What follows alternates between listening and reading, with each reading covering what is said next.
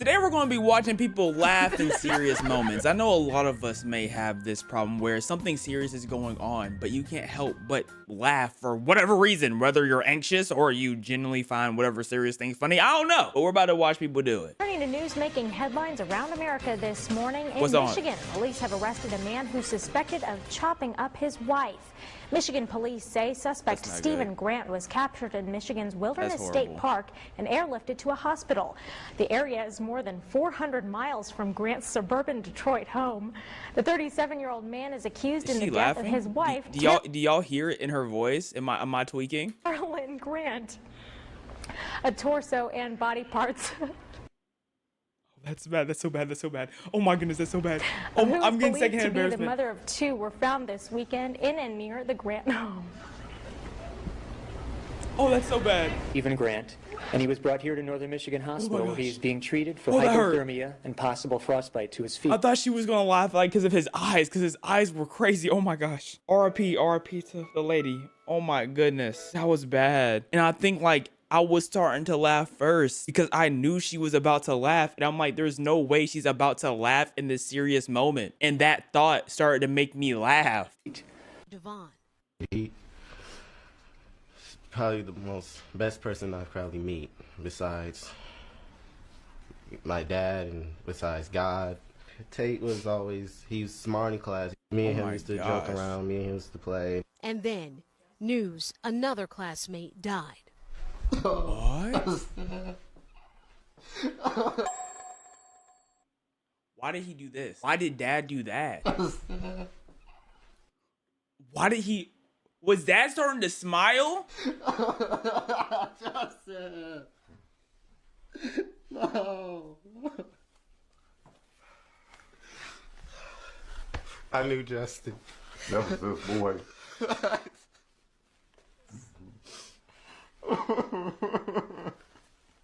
I mean, if Javon described- you're counting the pointing as laughing, then that's like the only thing that happened here.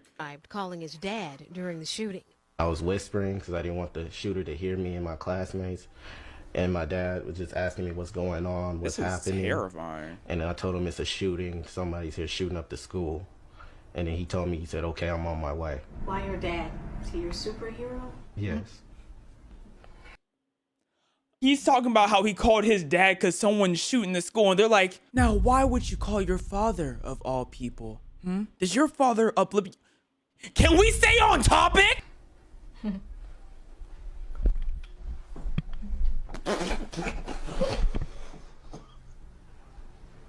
Why are you laughing, Dad? Why do we have the cam on him? Why do we have the cam on him? Please. I'm so confused. I can't tell which is a laugh and what is crying right now. I'm lost. To her. They believed her statement. Now, would you like to say something? Make a message to our viewers. Mga kababayan ko, hindi po ako narito. You can say in English kasi para maintindihan din ni ano. All my fellow Filipinos. Now this is my side. Listen, look, and listen, and learn.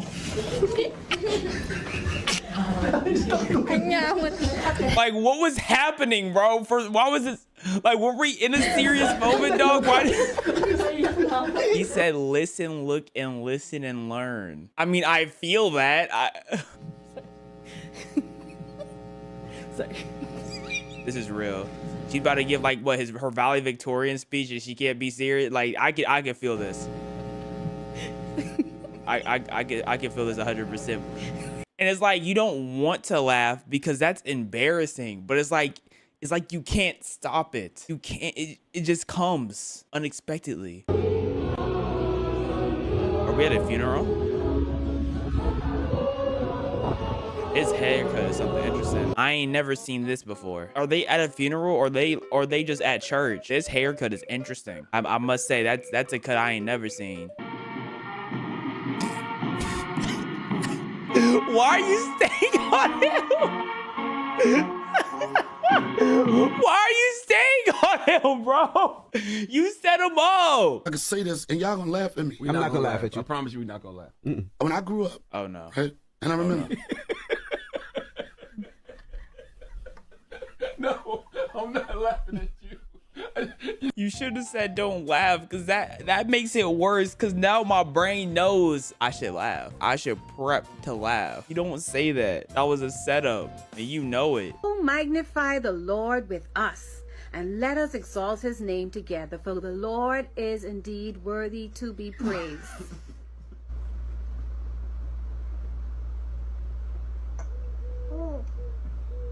Praise the Lord.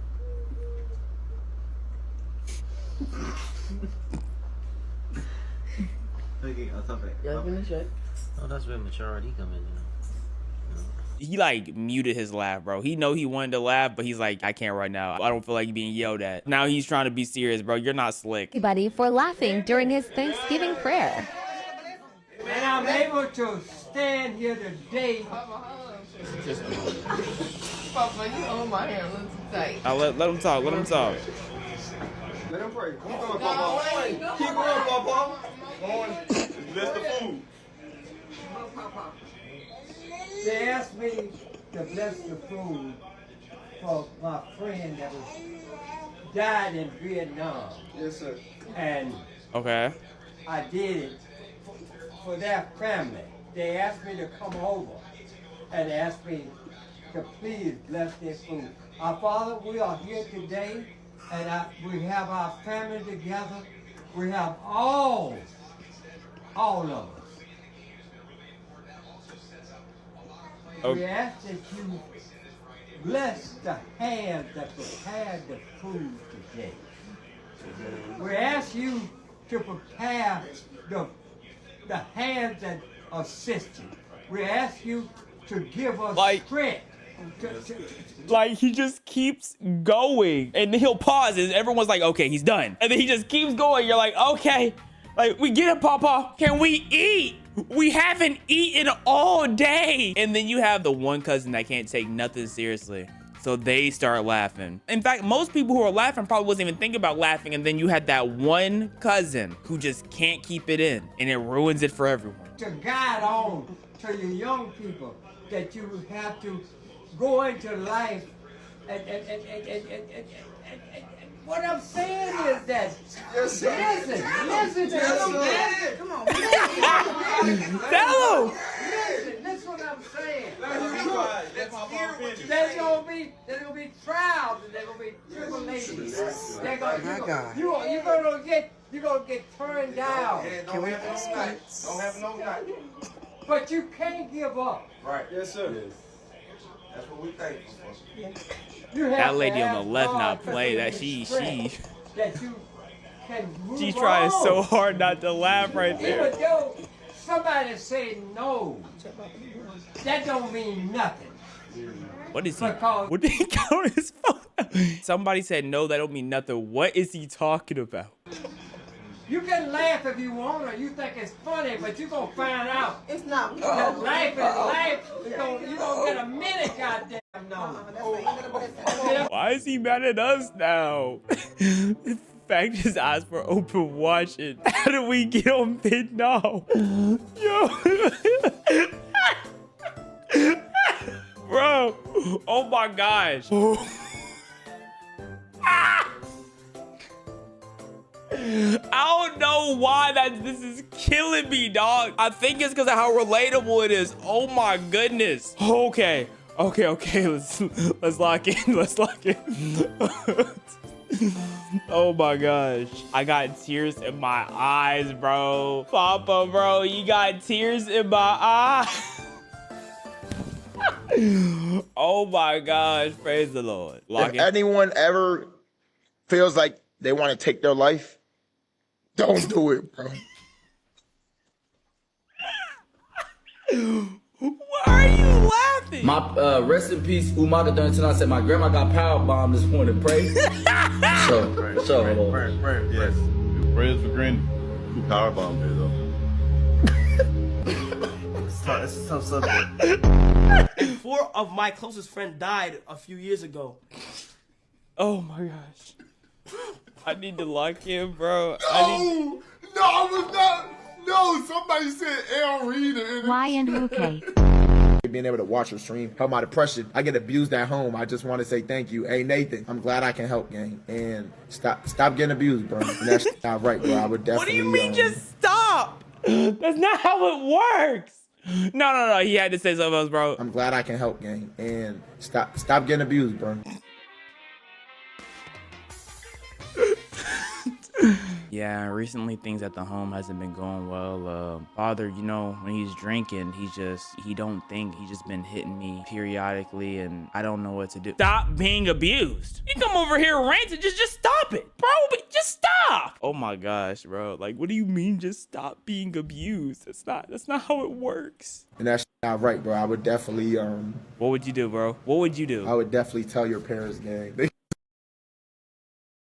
Okay, maybe we're missing context. Because is it not his parents? Like, not laughing. The only reason I'm smiling is because I'm thinking about you not getting abused anymore. So thinking about it's funny. Like the idea of him not being abused is like, oh, that's hilarious. That's not gonna happen. Like, what are you? Terrible clip. That's a horrible clip, bro. Nah, bro, Papa done completely threw me off, bro. I can't lock in, bro. I want to. Things are being funny that were never funny before, bro. Papa, what did you do to me? Family has stage 4 cancer? Yeah. His family? The whole family? My aunt. Damn, bro. What's stage 4? Like, what are the stages? I don't know how cancer works. I'm gonna keep it a buck. There's really, like, nothing you could do for real. So I don't know how I'm gonna prepare for it when, like, she gone for real.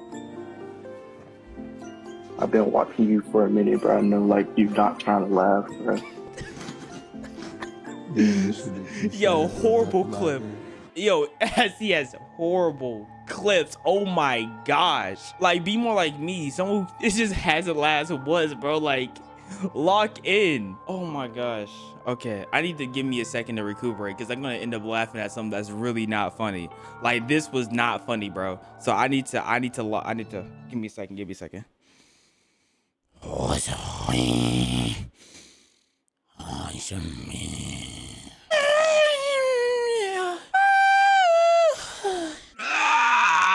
This book came about is because my dad passed away about a year ago, and I had a box of what nigga you laughing? See, look, like that, I locked in there. I locked in there. See, I'm locked. Y'all not gonna get nothing out of me now. Y'all not getting nothing out of me. Y'all play with me a little bit earlier. You know what I'm saying? Y'all tickle me a little bit. I can't do it no more. Ain't nothing funny. Oh, I'm definitely moving now. Oh my God. The thing is, like,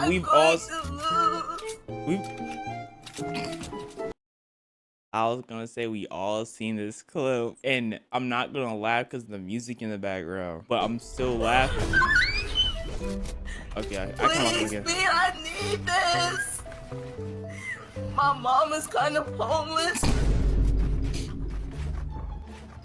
I live with my dad. I want to help her out. Speed, I'm watching the stream while you try not to laugh, bro. That's disrespectful as shit, bro. The fuck is wrong with you, bro? Stop fucking laughing, bro. Look at you smiling, bro. You disrespectful as shit, bro. It looked like he just paused there. It looked like he hit a meditative state or something, bro. Like a clear state of mind. Oh gosh. He said, "How y'all doing, artist? See, my granddad got crossed in basketball and bounced his head off the concrete. Faders." And the thing is, I'm not even laughing. Y'all niggas be pissing me off. Yeah. Y'all niggas You crazy. coughing? No, I'm ordering Uber Eats right now. Oh, Like, look, you right. I'm ordering Uber Eats right now. Okay, that's fair. I'm ordering Uber Eats right now. What you get, bro? What do you? Oh my gosh. I mean, at least his head didn't get dribbled off the concrete. You know, at least it only hit like one bounce. Getting crossed with your head going to concrete is crazy, bro. Like, grandpa shouldn't have been playing basketball anyways. Like, once you're past a certain age, bro, put the balls down. Go f yourself, Chris. Little baby weenie. Blam up your ass. Butter your own biscuit, fat ass. That have told me that my parents deserved to die in a car accident. Interviewed a TikTok with Tourette's. Because I'm faking my condition. You saw how he locked it. He locked in really fast though. Look at this. To die. That's honestly. Hey, Hey, good job. He locked in immediately, bro. I don't know what scent he has in his hands. Maybe he was playing his butt in the bathroom and he smelled the scent on his hands. Okay, so he, he could prepare himself and lock himself back in, stinky butt syndrome or whatever it's called. I don't know what I just said, but hey, that was a good lock-in. Shut up! Shut up! Oh, and this is a teacher, bro. You know how crazy y'all must have been acting as a class for the teacher to tweak like this? Like, for a teacher to really tweak like this, bro, I'm not gonna lie, bro. What were y'all doing? Why are you holding the door? I can't go down the stairs. Oh. That is crazy. That's crazy. They were trying to be nice too. Laughing right in front of his face. That is also crazy. Yo, he probably thought that y'all were playing a joke on him. I would actually be upset if I was in the chair. Get out.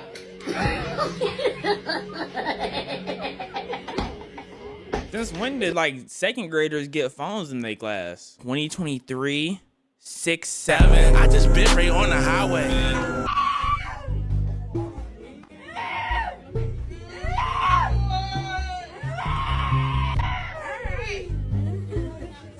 I'm locked, bro.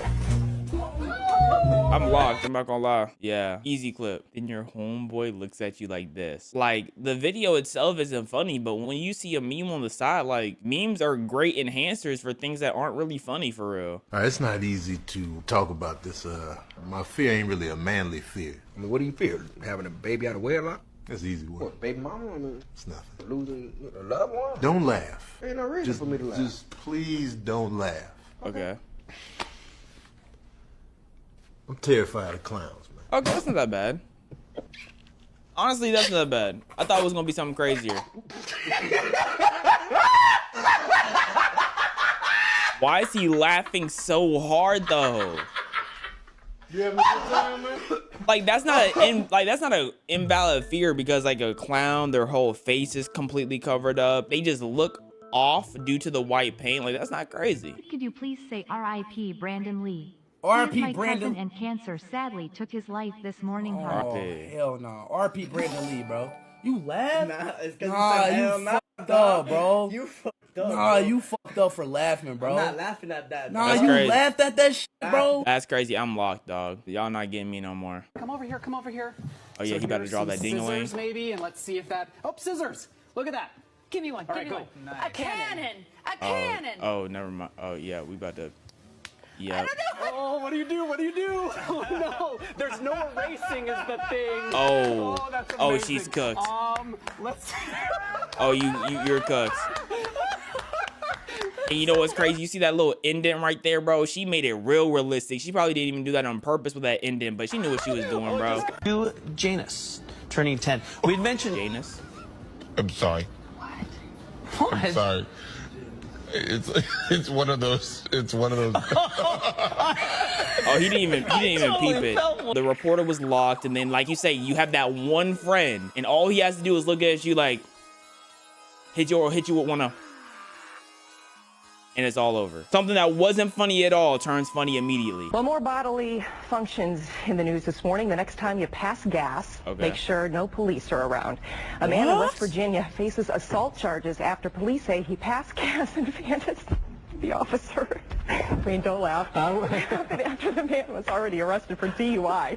According to police report of St. Cruz. So wait, he's getting charged for assault for taking a mean toot? Like a mean toot? Like that's... He passed the gas so loudly the officer said it was, quote, very odorous and created contact of an insulting or provoking nature.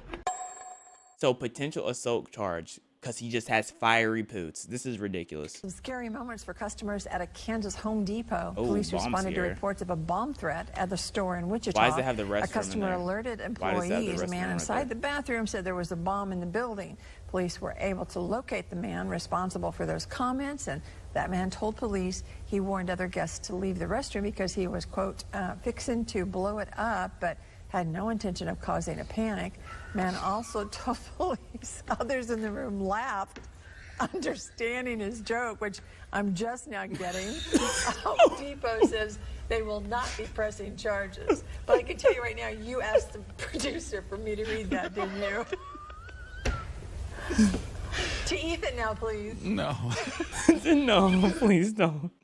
No.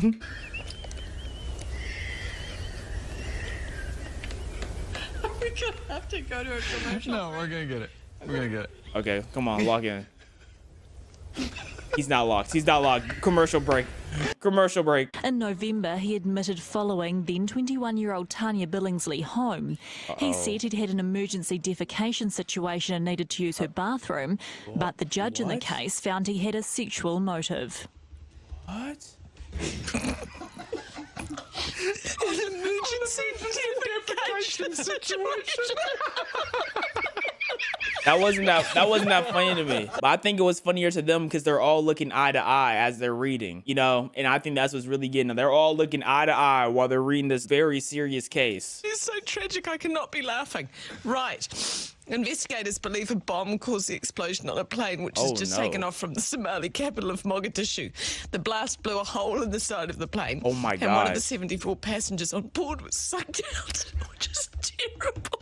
And I'm not laughing at that. Lock in, bro. Was relatively low. Was she ever seen on TV again? Was she ever seen again? Lock. Altitude. There was no violent decompression and it held together. No one is responsibility. That's terrible cases to put back to back. You have emergency defecation and then there's a plane bombing. Like, come on, bro. And there was no pause, no commercial break. Today could be the day I lose my job. At least she knows it's all over. Okay, when two clowns crashed, it was no laughing matter. And no, it was not part of their act. The two elderly men crashed their minivan on their way to the local fair. The driver, 83-year-old James Billingsley, a.k.a. Dimples the Clown, collided. He missed the entrance, but when he tried to make a U-turn, he slammed right into an SUV. They're okay. What? Police say Dimples was wearing oversized clown shoes, but police say that they did not play a role in the crash. Lock in. Lock in, bro. You can't, like, Dimples is going through it right now. Dimples is going through it right now. One pot-bellied pig has certainly endured his share of problems. Chris P. Bacon was born without the use of his back. He's loving that name. He's loving that name. Yeah, you have to read this story. Oh, he's not able to log back in. Oh, yeah. He's not able to log back in. Come on, bro. Something special at the National Western Stock Show. Today is Bison Hump Day. Ranchers will meet ahead of the show to talk about ways to improve. Mitch is making me laugh. Ways to improve the bison population. Now, some of the talk will be conservation. What? Oh, so they really humping. Some will talk new technology to manage the herds. This is all part of the Roaming to Success campaign that aims to increase bison population from Okay, so we're trying to increase. animals. I'm done. So basically, these bisons don't want to slang dingle, and we're trying to get a way to force them to slang dingle. Interesting. Okay. Who wants to celebrate Bison Hump Day with me? I don't know what that entails, but let's do it. It's Korea's latest workout invention that gives you shake weight a run for its money. Take a look at what we found. Shake weight. I remember According that. to the YouTube what is going on? What is going on? According to the YouTube description, this is for people who like to ride horses in front of their TV. Am I reading? What is going on? What is happening? And is she getting trolled? Giddy up in their own home. No, she had. Why is this still going? How long is this? How long is this? Okay, we're gonna move on.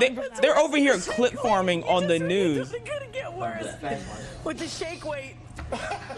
Why are they clip farming on the news, bro? Law. Generational images. Talk to me. Some images are more than just a picture on That is true. screen. Some are generational. Absolutely. This has been doing numbers for like the last 2 years, bro. Take a look at this, for example. Better than the Mona Lisa? Absolutely. I thought so. Maybe some better than Starry Nights, but this shit is hard, bro. You got to admit, this is I don't know if I would call this one hard. Today we're going over generational images that have been surfacing on the internet. Some pictures in this video have been generational. Oh my goodness. Like at some point I need to just start doing a tier list. Like both of these are S rank. In fact, even the SpongeBob and Patrick one are S rank. Been around for years, and others just started popping up. S rank. A. This is A rank for me. This is S. The image. Actually, I don't think the image is S rank. I think the GIF is. I think this GIF is S rank. But the image is like A, B-ish for me. Recently, like this one, for example, the shut your bitch ass up laser dim photo. Okay, this is the most overused meme. That's A-B-ish to me. That's A-B-ish. Like, honestly, me personally, I know it's like A rank just due to people who use it, but for me personally, isn't a C rank for me. I'm sorry, bro. Every time I open up a comment section, I never fail to see this photo. This shit is everywhere. Now, although it's overused, I gotta admit it's generational. Well, what the hell happened to STFU, bro? It was a classic, but no, I guess SYBAU is the new version of telling someone to it's a little bit more aggressive. Okay, it's not new, but the acronym is a little bit more aggressive. It has a little bit of oomph to it. I remember this photo going around. This one was low-key tough too. D. That's a D photo right there. So I gotta throw it in the image. video. But the acronym one's way more popular, but this shit's still tough. This photo's so generational to the point where there's endless recreations. I've never seen any of these. Some are good and some are like genuinely. I only know the OG. I hope no one unironically uses this. It's so viral to the point where LaserDim, the rapper in the photo, is being called the SYBAU guy. SYBAU guy. Like, why do y'all keep coming out? The dumb Patrick photo. Now these have been Now, okay, there's a lot going on here. We need to break down each one by one. This right here, this is like D. This is like F. This is like F. This is A. I've literally never seen this image ever used. Ever. This is S. This one negs every single image up here. This is S for sure. And then this is also S. These two are S. Everything else, honestly, we could live without. Surfacing the internet for years. And there's so many stupid Patrick photos that I can think of to the point where it needs to be put in this video. And out of all of them, I've been seeing this one right here the Absolutely. most. You could Absolute banger. Entire tier. Okay, whoa, terrible S tier right now. You're one of 3 right now. Holy, I don't know how this is in B tier. Of these photos, that's how generational they are. I honestly lost count. Patrick is that guy. Especially with the most recent version on TikTok with the slobber coming out of his mouth. Yeah, or like the one where he has the little, the water jug on his head. That's also S tier. Peak dumbass. So I definitely got to give this photo its flowers. Flight reacts driving a shoe. All right, this one's here. Genuinely, I didn't know this was my introduction to this. Is literally when I played Brain Rot Mario Kart. It was called Brain Rot Kart. That's the only time I ever seen this, Brain Rot Kart. I didn't know this existed. So it's an F for me. With this photo are not lying. This is genuinely what you will see after a sophomore in high school gets their license. This is how I was pushing the whip when I just got my license. And it'd always be people cutting up in their mom's that's a great van. clip. That's a fantastic clip. It's different. The fact that it's an album cover makes it even better. It's for Flight React's song called I never seen that. Check. This song's gonna change. I heard the song. Why not? Let me get a Heat check. Yep. Guys rocking with that. I never saw the whatchamacallit. Okay, but this is how every high schooler is whipping their mom's minivan, though. This is a generational photo. The rage bait photo. Now we all. It's a great photo. A tier. I can't give it S. I can't give it S. I can't give it. It's something about. I can't even perfectly describe why. It had a time, and it was a banger for the time, but I feel like it died quick. This is a very much died quick image. I don't think it can be S. It's not timeless to me. Patrick is timeless. You know what I mean? Patrick is timeless. The guy driving, pointing back, timeless. There was another one that he showed earlier that's timeless, but this one isn't timeless to me. This one's A tier to me. know the rage bait photo at this point. This represents rage bait to a T. Thank you whoever made this go viral, because it really does represent rage bait perfectly. I have no idea the origins of this photo, but it's tough. This is genuinely how it feels to rage bait somebody. And they're now that's funny. I like that. I like that getting all too. mad at you while you sit there like that one philosopher statue just thinking with your fist on your chin. Maybe you're pushing your glasses up like an anime character. You're acting like you're out here outplaying anime protagonists. Okay, rage bait isn't that serious, but some people really do take it that serious. It is. It's a profession. It's really something serious. You have to perfect your craft. It's not really something to joke about. Like, some people real life work hard at their baiting. And the thing is, like, there's such a gap between bad rage baiters and good rage baiters that it genuinely needs to be respected, because bad rage baiters will just say something that's just completely out of pocket or completely not factual, and then they'll say they're just rage baiting when in reality they're just saying something stupid. That's not rage baiting. Rage baiting is when there's that little bit of truth in there that makes that other person tick off because they know there is semi a point, but it's not a fully constructed thought. It's not fully real, but there's something in there to argue. When you say something just flat on stupid, it's not rage bait. You're just like, you're whack. Like, there's a difference. But we will be hitting this pose all 2025. This is low-key tough. This one's definitely up there with the great. Okay, let's look at it. Let's look at this. What is this flower doing here, bro? This is not S tier. This is S tier. That's not S tier, bro. That's not S tier. Get the balloon out of here. Get the balloon, get the flower. It'll get speed out of here, bro. That's not S tier. It's an S tier gift, not image. Get him out of here. Curry from the moon. I can't S tier it. I can't S tier it, but it is a respectable A or B. I'm gonna give it a B. It's a respectable B. If your shot is so bad to the point where it's but like that's Curry not an is S shooting tier. from the moon to get the ball in. For example, it's like if I text a girl, "Greetings, huz. Are you a Wi-Fi signal? Because I feel a strong connection." Absolutely trash, bro. Just don't. Usually, Curry from the moon will be. Hey, are you an Ethernet cord? Because I feel a very strong connection. Are you an Ethernet cord? Get it? Because Ethernet is better than Wi-Fi? And it's like directly plugged. Are you an Ethernet cord? Do you get it? Because Ethernet cord is better, is stronger than Wi-Fi. Are you an Ethernet cord? I'm just asking a simple question. Are you an Ethernet cord? Left in a comment section if the pickup line is so bad or you do some shit to impress a girl and it's just... For example, your friend's sitting there and the girl he wants is talking about how, oh my god, guys are so weird. She's like ranting about someone. Then he chimes in, he's like, I know, right? This is a perfect scenario to send somebody Curry from the moon. Because you really are shooting from the moon with this move. Caveman Gumball. This one... I like that image a lot. Hold on. Is that S tier? Is that S tier? Is that S tier? Because it's very versatile. The reason I don't feel like Curry's is S tier because it's not versatile. It feels like a very specific moment to use the Curry's. But that gumball is very versatile, bro. One is hated by TikTok a lot. It's just another overused one, but it has definitely made its way.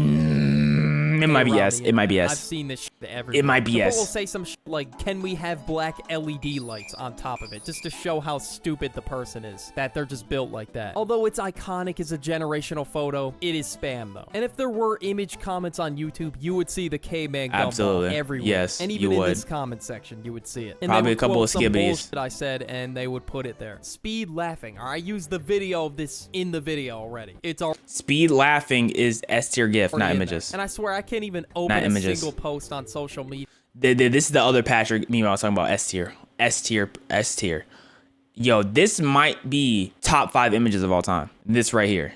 Without seeing this one. Nah, it's not. It's the one with Patrick and SpongeBob when Patrick drooling is top 5. This isn't top 5, but I do like this. But the one with Patrick and SpongeBob drooling is top 5. This one's all right, but this is not S tier to me. This is like a C tier. It's that generational. Whether it's on Twitter, Instagram, TikTok, I can't escape it. And there's always a viral video or picture of Speed. So I'm not really surprised that this got ingrained into meme culture. The Kodak side-eye image. Now this one has been going around for years. And S tier. for a good reason. This is a classic classic image right here. This one's been going around ever since Kodak really made his way into the mainstream. It's been used in multiple memes, but it also started resurfacing on TikTok this year. And honestly, this one's a classic, all right? It deserves its flowers. The hand on the shoulder meme. Oh, that's what it's so stupid to me. I have the S tier though. That's an S tier. That's a personal S tier to me. I've seen it redone so many times, and each time I just feel like it's so neat. Like I've seen one with Dragon Ball, them redoing it. That's an S tier to me. You know I got an S tier. For some bullshit. If someone sends you this photo and is about to say something, like you're being sat down, you're about to be told some crazy ass lore. No, that's you're great. Just too stupid and too oblivious to figure it out. If you're told something like this, you know it's about to change your whole perception of your life. Any get a load of this guy photo. Jerry, out of all these images, Jerry definitely is the most inspirational. Jerry definitely does have the most motion out of all of these. I like the Jerry one the most. I think Jerry's A. Over the years going viral. Even I think the Jerry's stock A. photo is going viral and making waves. That's how you know it's generational. Now I've been seeing mostly these 4 photos right here, and they'll comment this if the video. I haven't is so seen bad Simon. To the point where they say get a load of this guy. For example, if you have some psychotic food combo that you eat and you just share. Oh, that's with the world, delicious. you're gonna be hit with get a Wait, load. that's psychotic? This will No, most that's definitely heat. fuck up your bowel movements and deserve get a load of this guy. No, that's heat though. With the image, the dog with the eyes closed. All right. S tier. Holy S. Holy S. It's just great from top to bottom. What it represents, the capture of the photo, just the fact that the dog it feels like it's showing so much emotion without having to try at all. It's truly a generational image. Truly a generational photo. Absolutely. No, because it really represents so much. That's truly generational. If you've just been on the internet at all within the last few months, you have seen this image. It's like a dog reflecting on its whole life while the sunlight is like glistening onto him. Top 10. Usually in the scenarios, you're so fried to the point where you just look like this and you're just reflecting your entire life. How'd you even get to this moment? Like you broke the $20,000 you broke the $20,000 family heirloom and you hear your parents pull into the driveway. And that's exactly why this photo is generational, because it's a great way to describe that type. Like, it reminds you of a time where someone's like, when I get my butt ate, but I cleaned it so they don't get to scrub the dingleberries off my butt hairs. And then just in place the meme, you know what I'm saying? Like, it's a generational, amazing meme. A moment where you have to like rethink your entire life and pre-predict the whooping you're about to get. The rabbit holding the lion mask. This one's been new, but I feel like it's going to be generational. That's C tier for sure. To come, all right, this is going to be pasted all around the internet. And honestly, this one is going to replace the happy mask crying face meme. It's gonna replace it, bro. You watch. Wojaks are going out of style. This is going. Doesn't move me. Doesn't move you. Are you moving right now? Y'all being moved? Online to the point where they think they're insanely tough, you would respond with this photo. And you're just making fun of them and calling them soft in the most meme way possible. Now, I really don't see this one a lot, but it is definitely underrated. Which one? This one's a mystical poll, I can't lie. Next, we have the Young Thug troubleshooting. Oh, it died, bro. It died. It really fell off. Like, cause it really hit one of these. Like, this was his lifeline. It was like,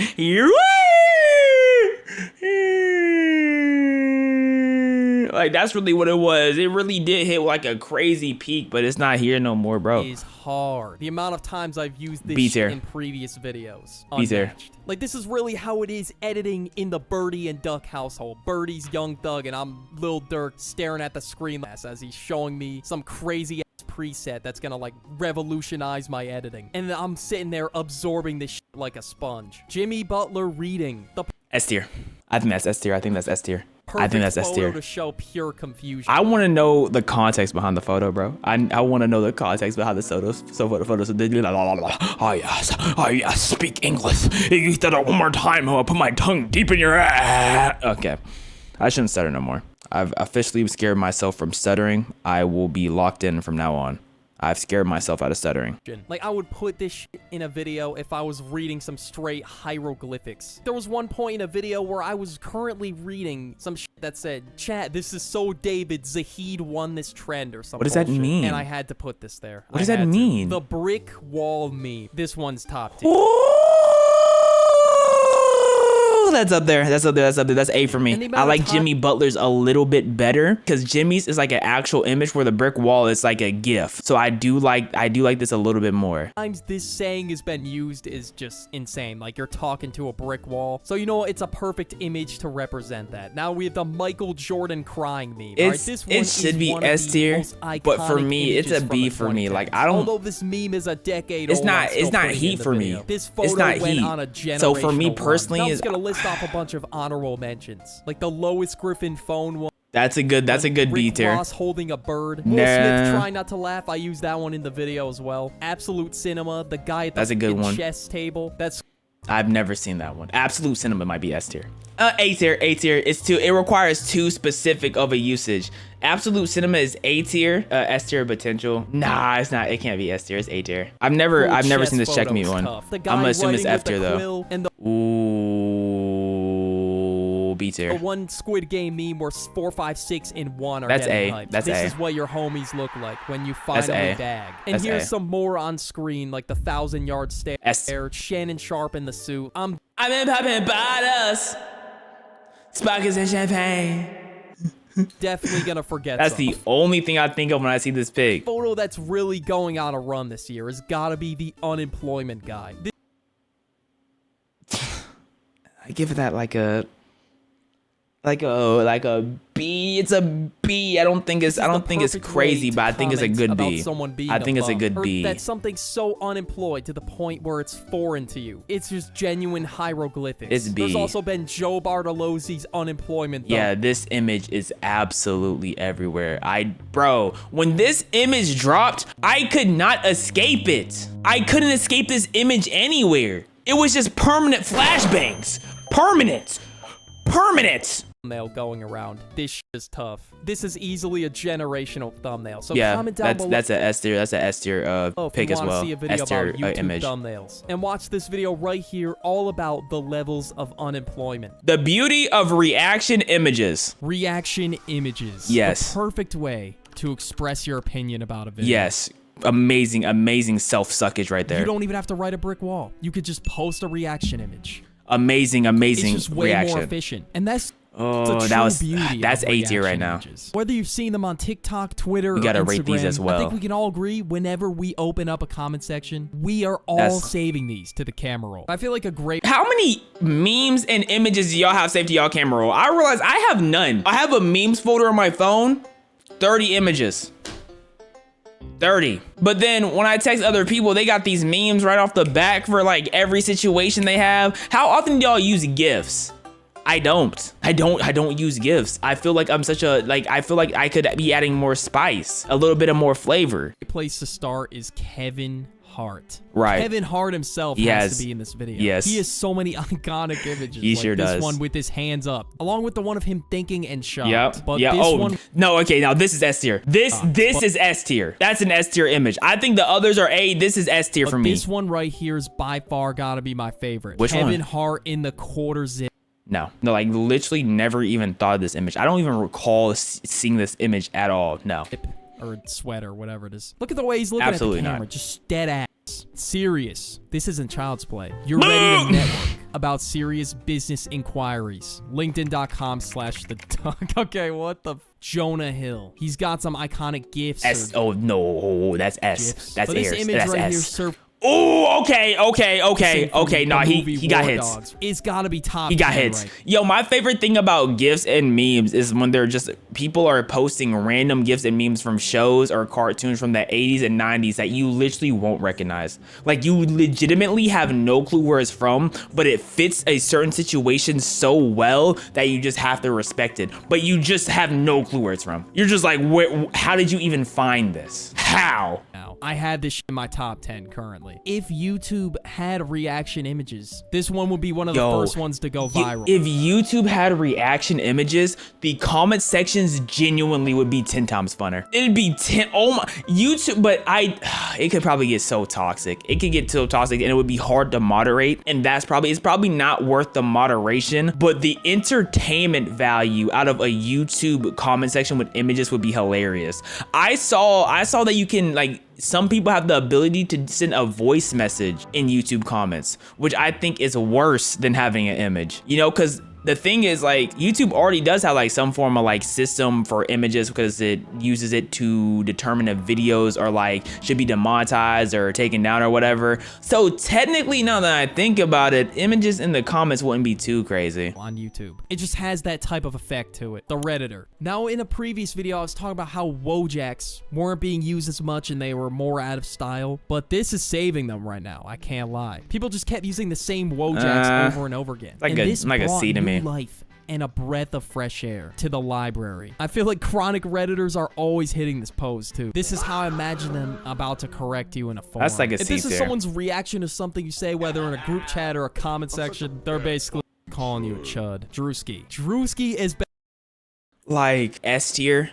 S tier. This for me is a personal S tier because Derrick Henry wouldn't stop coughing up the ball. So for me, this is a perfect S tier for me. It may not be S tier for everyone. It doesn't hit the same for everybody, but this one, I feel this one. I feel this one heavy. I've never seen this one. Drewski has been a part of meme culture for years. Amazing video. Some of them are in shitty quality, but guess what? They still hold up today. Okay, Derrick Henry one is crazy. And this one actually has a crazy backstory because this guy accidentally submitted his job application with this photo, and it took the internet by storm. What? Who the hell even thinks of that? People just started posting this comment sections, and eventually it caught fire. And people began recreating football players of other people like Los Polos and Flight Reacts, and even bro, what? Obama giving himself a medal. Sometimes you gotta do a little bit of self. Yeah, yo, I'm reading a little bit of this the backstory. There's a little bit of this little self-suck. Hold up, I like that image bottom left. Hold on, where you get that one from? Hold on, wait, I like that. I like that. Where you found that one at? Loving yourself is important.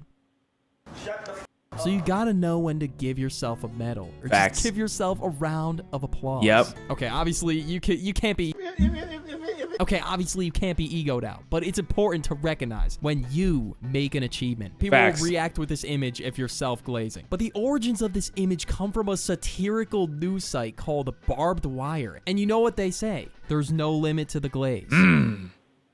Okay, who the hell's they? Who is this and who is he? These pose very great questions. When I saw these... I like the who is he.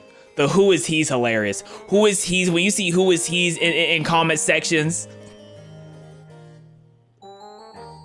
when someone just self-inserting themselves and they're just like, who is this guy? First time, nah, I was dead, bro. This shit is genuinely frying me. The text just makes it pop. I've never seen this one. Orange. I don't know what this was a YouTube thumbnail. Okay, I'm not sure where the Peppa Pig thing is from. I'm assuming that's a YouTube thumbnail. But after further review, who is this is not from a game show. 2 weeks later, I was browsing on YouTube and I made a crazy discovery. Talk to me. I was in chud mode, doom scrolling. Talk to me. This popped up in my recommend. Talk to me. Who is this lyric?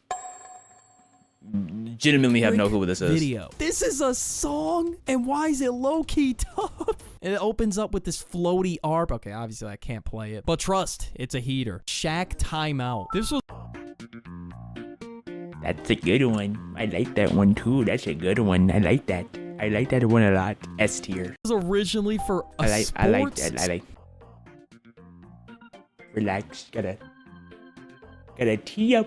Stop it. You better stop it. I love that. I like that one. I like that one a lot. No. Relax. Pause.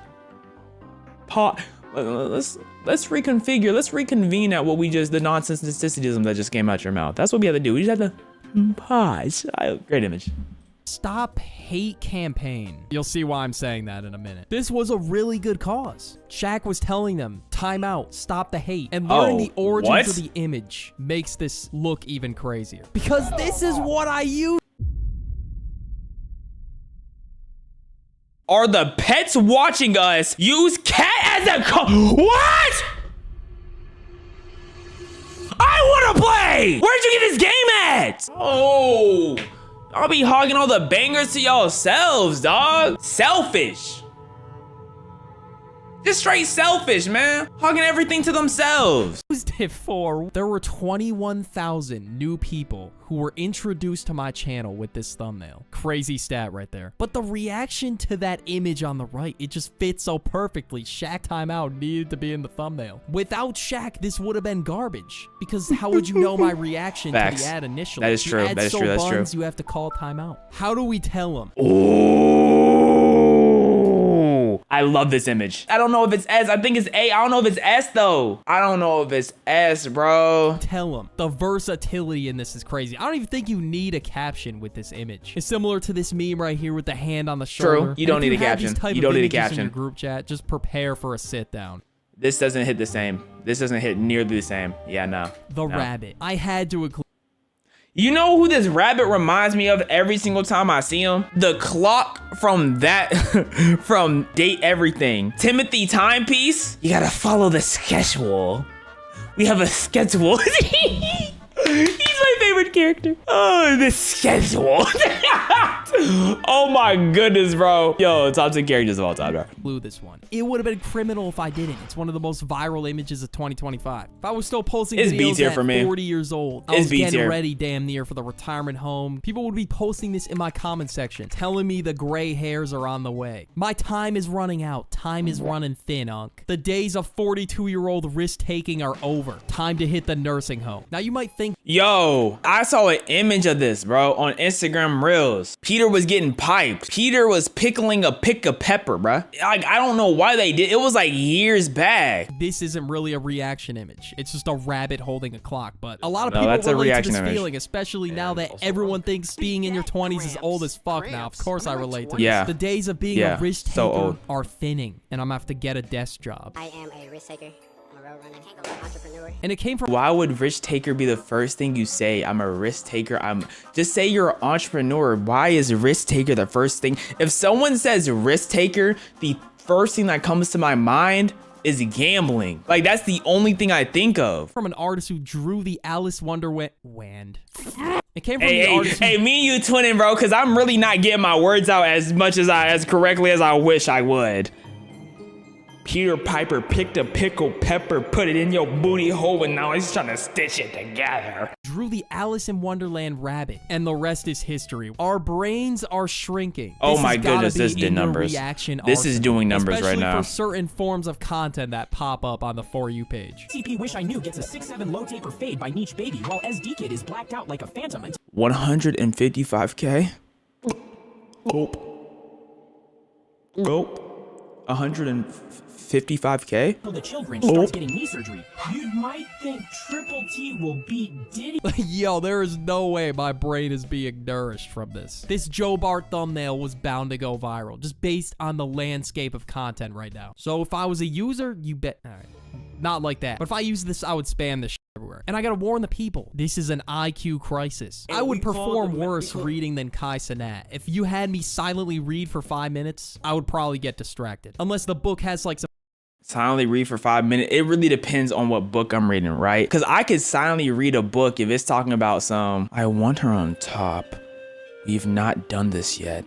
She may lose her balance, so I'll need the t-shirt for protection. You may need to touch me for what I have planned.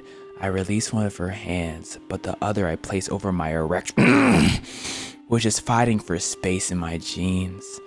This effect you have on me, Miss Steele. She inhales, gazing at her hand. Then her fingers tighten around my and she glances up at me with appreciation. I grin. I want to be inside you. Intricate as lore. But for now, I resonate with this image. Sun/folk.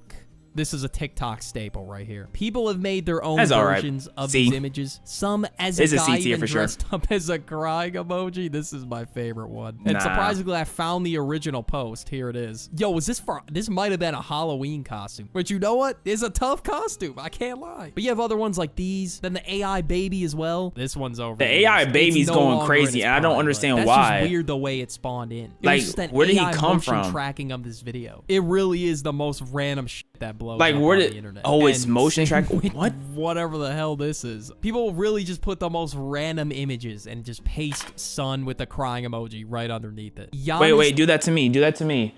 Son, me.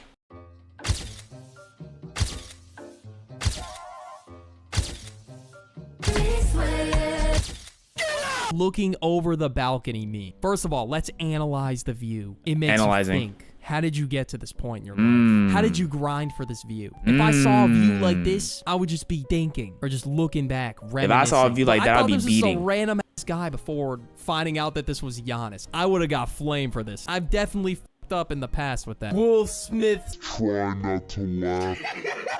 Knowing that this is Giannis. and Hey, this bro. caption that There's says, multiple memes that you went through, and I didn't remember the original one. I didn't know who it was. So hey, we on the same team, bro. Follow your dreams and believe in yourself. It just makes the image a lot more inspirational. But this is a nostalgia type of reaction image. If you mention something like crazily nostalgic, you will see this. The diamond. Bakugan. Just looking off the edge of the city, thinking about Bakugan, you know? That's definitely one of them, Bakugan, Beyblade. I know Beyblade is technically still around, but it's garbage now. Can't convince me otherwise. Beyblade is now currently garbage, so just looking off into the space, you know, remembering when Beyblade was actually good. Gambling image. This is a folk tale. And a lot of you were saying, I forgot Yo, this in that diamond image is definitely S tier. Inspirational images video. How could I forget this heater? The message is just so It's powerful. S tier. Its original purpose actually wasn't for gambling, believe it or not. But it was just for to show grinding, that you but were it's just, close it's to generational. The big day, the blow up is coming soon. And you can't quit right before you reach the diamonds. You can't quit. It was meant to be inspiration. Okay, what? This is a video about reaction images, and this is what I'm doing. It was meant to be a powerful message, but I guess we're now using it in the context of gambling, saying you're one slot spin away from the win. One hit of a blackjack card. Oh, that's a good image you haven't included. Jalen Williams going like, or Jaden, just. Yeah, that one's doing numbers. That's a good B tier, CB tier. For Big 21. And no matter how it's used, I think it's a really funny image. And it applies so well because this is how I was moving at the casino. Okay, bad role model. Don't gamble. Okay, next, before I get this video taken down, the ant with the bindle. This is how I'm going to be begging YouTube to bring the video back. Okay, these are tying together That's a D really or C. nicely. And this Those is are how B or I C. will be moving with my little sack of, I don't know what's in the sack. The world will never know what's in it. But all I know is that's how I'm going to be begging YouTube to bring the video back. I'm not trying to encourage my viewers to gamble, just so we're clear. Tom Holland. I am no. Holland looking at the phone shocked me. This is a duck classic. Mid. This has probably That's been in mid. like 10 videos at this point. No one uses this image seriously. Sometimes people will, but after those alpha male edits, so blown away. I might have to use it That's a C. seriously. That's a C. I'm blown away, man. Look at this. As a child, I was literally diagnosed as somebody that's fearless. That was hard, twin. Did your doctors prescribe you medicine for that? What did they prescribe you? No, that was so hard, bro. I'm not gonna lie, man. I want to be like you. I want to be like you. I felt like I was a god. Temperament inside of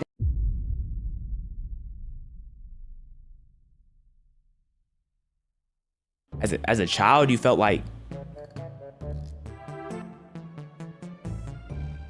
Okay. them that makes Other people fucking scared. Chills. Actual chills. That edit was a moment. Really one for the ages. You know, along with the Tom Holland image, you might put this. Scared. Absolutely shaking in your boots by this edit. Crollo Hunter Hunter is just so peak. I mean, what other words than it's D a tier peak image. D I don't tier. think I need to explain myself. Yeah, I don't think show it's speed. Speed basically is reaction. That's an S Not tier only image. do we have the most Like obvious the one, whole him the hand trying behind not to that. laugh, Absolutely. Which I mentioned in a video before. This, we got him scared. Like I said, that's like a whatever the hell CB. What the that world is that? I ain't never seen that Ohio one. Respect? I've never seen that Ohio one. Shock? What are we talking Ohio about? Understandation? Yo, I'm too long for this shit. Roderick excited. This is really how we're all moving on day one of unemployment. Brother. Doak sitting in his car. This had August and No, September of bro. 2025. Yeah, in a this chokehold. was- You really couldn't escape this image. This in the- was S tier for its moment, and then it wasn't. Like it was S tier for a minute, but then it went down to B, C tier. Comment section. SpongeBob holding the magic shell. No wonder this Never is a seen that reaction one image. used as a meme, Look to be at honest. the fear in his eyes. I've never seen that I probably one. forgot a ton more reaction images. Ooh, this is going S tier right now.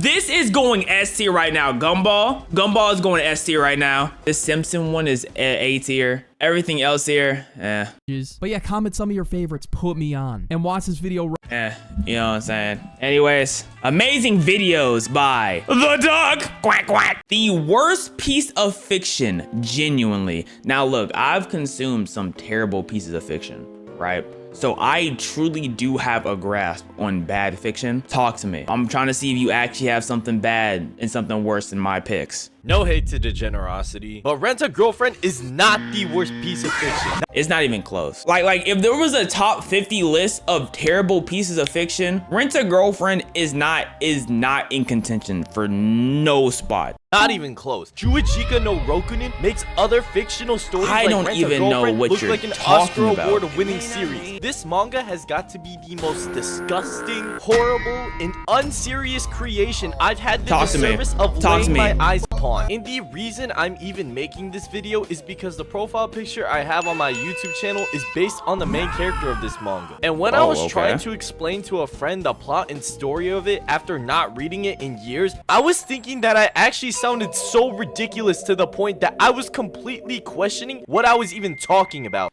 I just read something last night that was genuinely one of the most absurd media consumptions I have ever read. So I'm going to compare what I read to what this story is he's referring to, and I'm gonna see which one's weirder in my mind.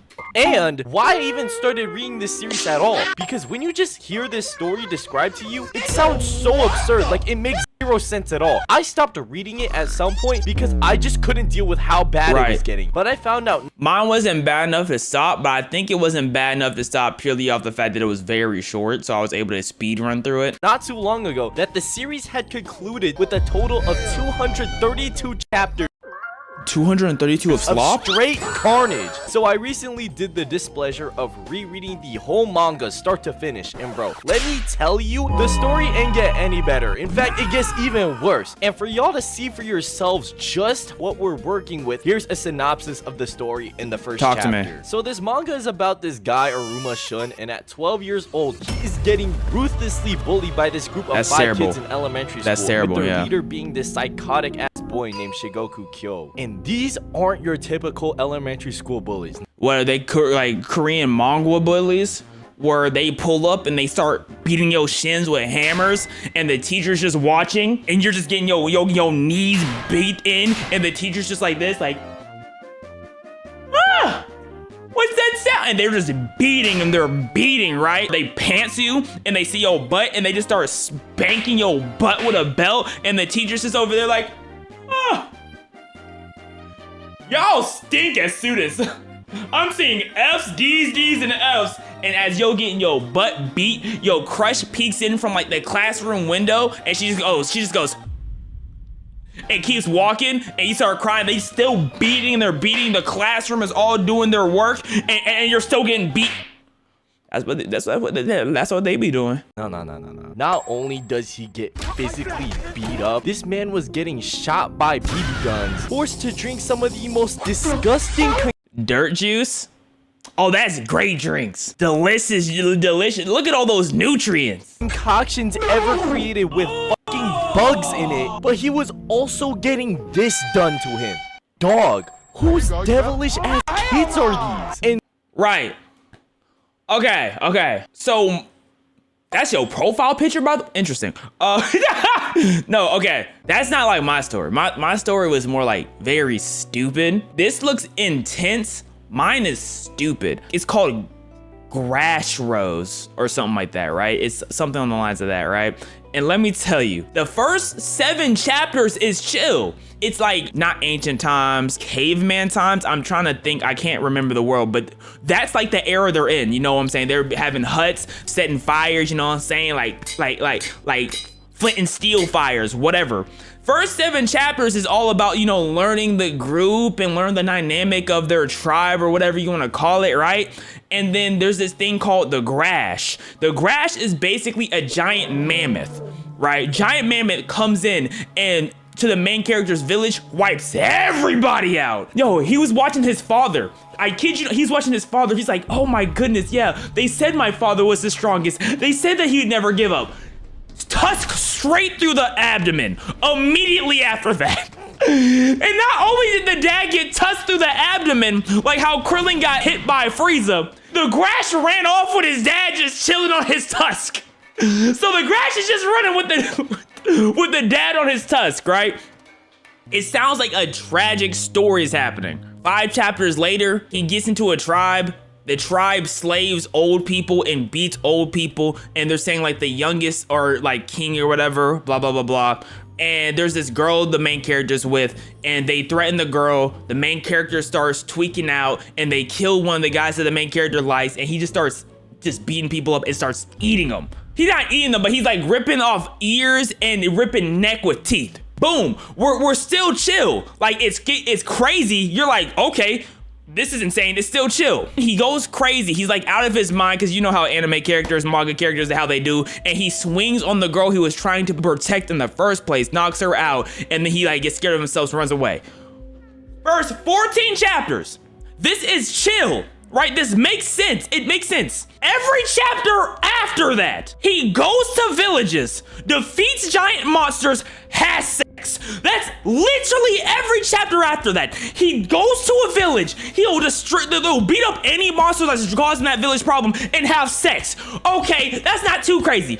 The crazier part, he has a friend. He has a friend who's with him. Every time he beats monsters and starts clapping, his friend watches him clap and he starts to please himself. He pleases himself and he's like, you know what? This is not pleasing enough. So he gets one of those gourds, right? He gets a gourd. So it's basically a bottle, and he starts using that bottle. Every single time from now on, the main character goes to a different village and clap, he upgrades the gourd. He literally upgrades tiers of the gourd every single time. Mind you, the manga started off with family dying. Now it's sex toy upgrade simulator.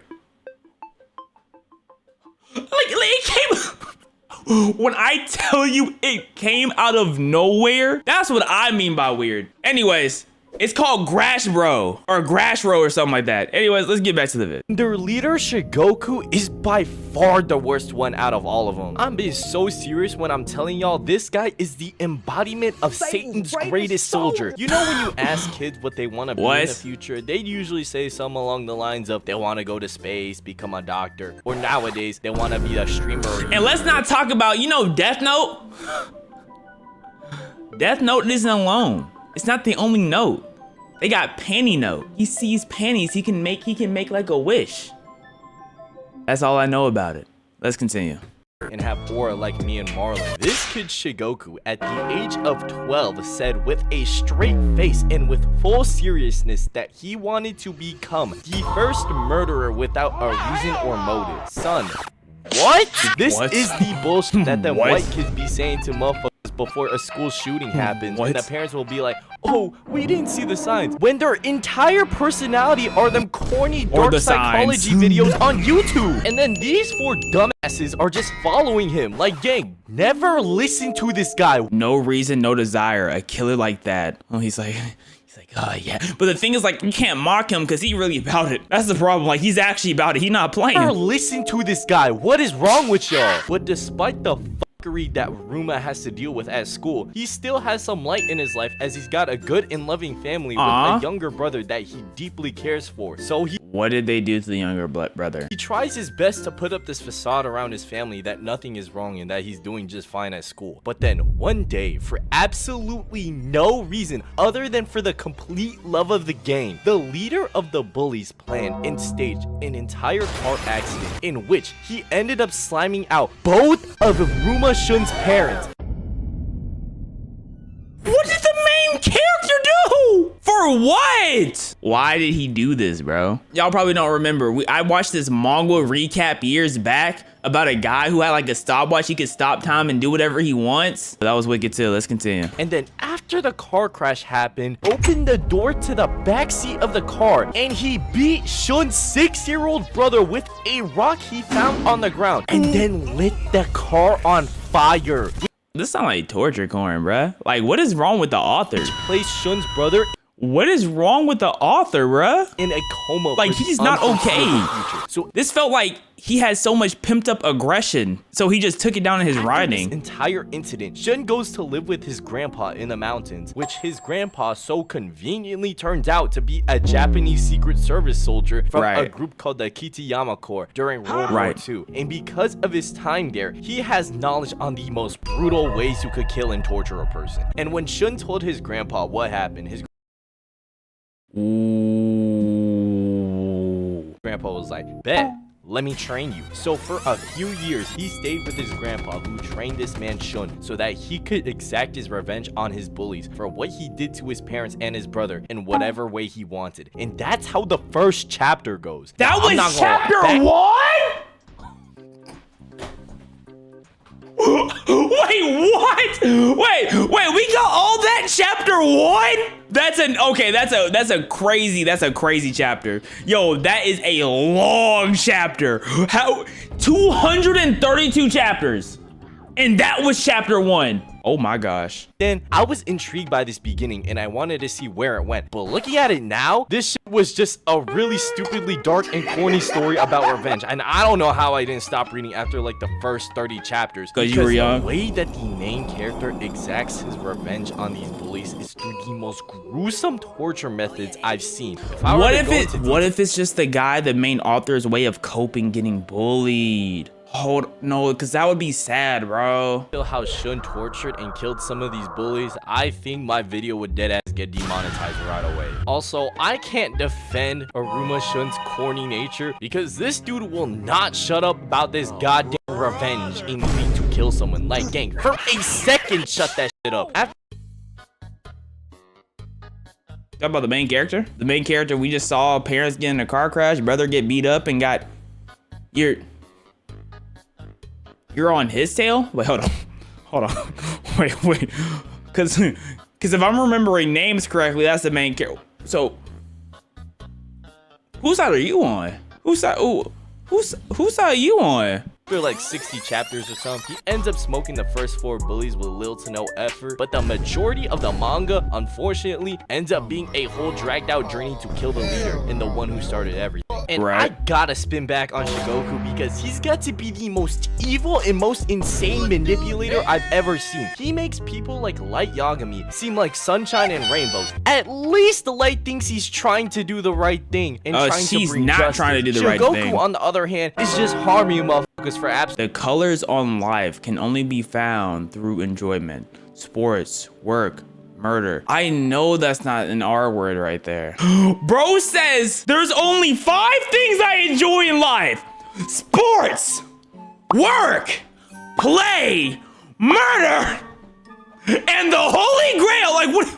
Yo, is the author okay, bro? Is the author okay? Because this feels like trauma that hasn't been addressed. This feels like unaddressed trauma right here. Absolutely no reason. The crimes this dude commits are so egregious and insane that hitting this man with multiple life sentences or even the death penalty don't even come close as punishment for what he does throughout the entire series. You know it is an issue when a police... Listen up. Things will get uglier from this point on. Yourself. We'll keep messing with you, but no matter what. Inspector begs the main character to slime this man out. Shigoku's entire personality is pain and death is fun, and he tortures for the love of the game. So why are they untouchable? Is really disturbing, but also so are they not just in like school? Like, why are they untouchable? Corny. Oh my god. This is who the people that say they punch metal lockers for fun think they are. Like, gang, we can't be serious right now. It doesn't help either that bro has some of the craziest plot armor I've seen too. He ends up starting an entire cult with so many individuals and enables them to do just the most wicked shit ever. But you're telling me he somehow managed to get everyone in his hometown to get involved and join his cult, and that this motherfucker got away with it for years. Who is he? Who is How this? Is the law enforcement this non-existent? How is bro moving like Prime Bond, taking over an entire town with a cult of more than 100,000 people in it? 100K in a cult in one town? That's genuinely like impossible numbers, bro.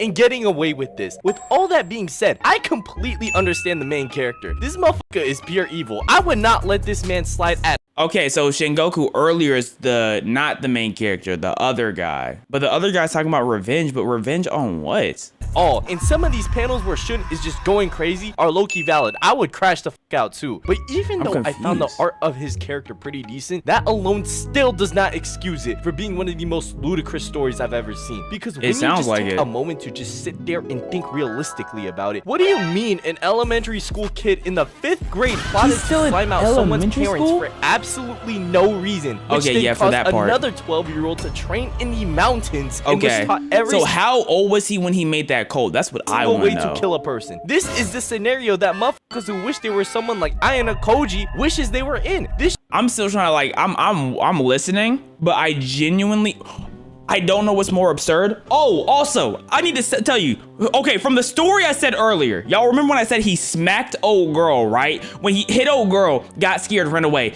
Because of that smack, she was never able to talk, right? So there was a 12-year time skip. She was never able to talk, right? She doesn't say any words for the rest of the story until he claps her final chapter and she starts moaning his name.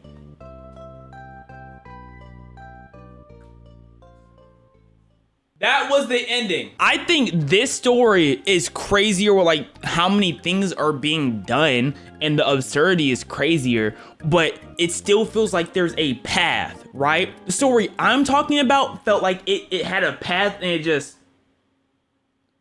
it had one path and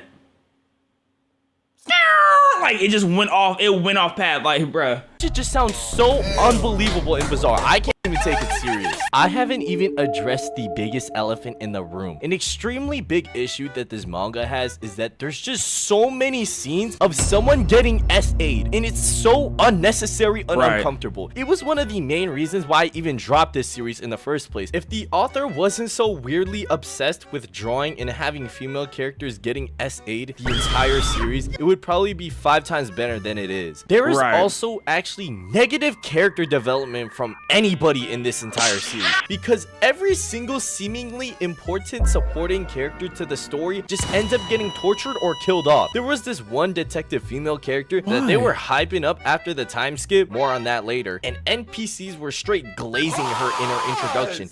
And let me guess, this middle schooler now is able to just blick her off the map, like for her to get bodied from a big ass hammer near the end for absolutely no reason. However, there's one thing I want to talk about before I start wrapping this video up. Let me talk about the chapters that completely made me lose all interest in wanting to continue this series in the first place. After Aruma slammed out the 4th bully, this man Shigoku shows up at his brother's hospital room, casually talking to him. Now look, I don't know about y'all, but if I knew someone as dangerous as Shigoku, you should have blicked him right here, no? Where my brother was in the hospital, I am forcing my family out of the country and making sure they cannot find them. That should have been his first instinct. But no, this brain dead ass main character lets his brother get kidnapped, causing the first showdown between Aruma and Shigoku. And throughout this entire encounter, Aruma Shun put up the most Tony Snell performance I've ever seen. There was a point when Shun's grandfather showed up, and I thought they were going to put belt to ass on everyone in the They should, because the grandfather has some experience, right? Rescuing his brother from Shigoku's hand, but then Shun just allows this man Shigoku to steal his brother right back from him. Why are they just in awe, standing there? Why they try to make a comedic scene, bro? What? Right. Shigoku then has one of his members of his cult try to chainsaw the little brother to death. So then the grandpa sacrifices his life to save him, which ended up being in vain anyway, because right after, Aruma sees Shigoku kill his brother right in front. Holy mid. Holy, not even mid, holy garbage. This is garbage. It is a terrible piece of fiction. This is a very bad piece of fiction. Oh my gosh. Bro, I have such an issue with this sequence of events because this man Shun deadass lost everything important to him. I know some of y'all freaks in the comments gonna be like, but Ninjuno, he was pulling every female in the entire series. He bags all the baddies. Twin, no amount of poom poom is gonna fix the fact that his entire family is dead. The one time you get to see what his grandpa is made of, since he's the one who taught the main character everything he knows, he immediately gets killed off along with his brother, who that's so whack. Just got out of a coma, by the way. That's horrible writing! I don't even know how you get that far into the series. I'm gonna keep it a buck. At the end of this encounter, Shigoku gets away, and Aruma ends up getting framed for the murders that happened. And then there's an entire time skip after he goes to prison for a few years, and he somehow developed amnesia, and that— What? What is going on? First off, if he even was accused of all that, how would he get out in the first place? And then he developed him. That's the point where I stopped reading when I first read through it. Because if there's more to the story, it's gonna be more torture and SA scenes. And I didn't want to deal with all that. But due to the series ending, I was curious to see how it played out from there. And it's what I expected. Motherfuckers were getting tortured, SA'd for absolutely no reason. But most importantly, the thing that I did not see coming at all. You're telling me that these motherfuckers Shun and Shigoku used to be friends before?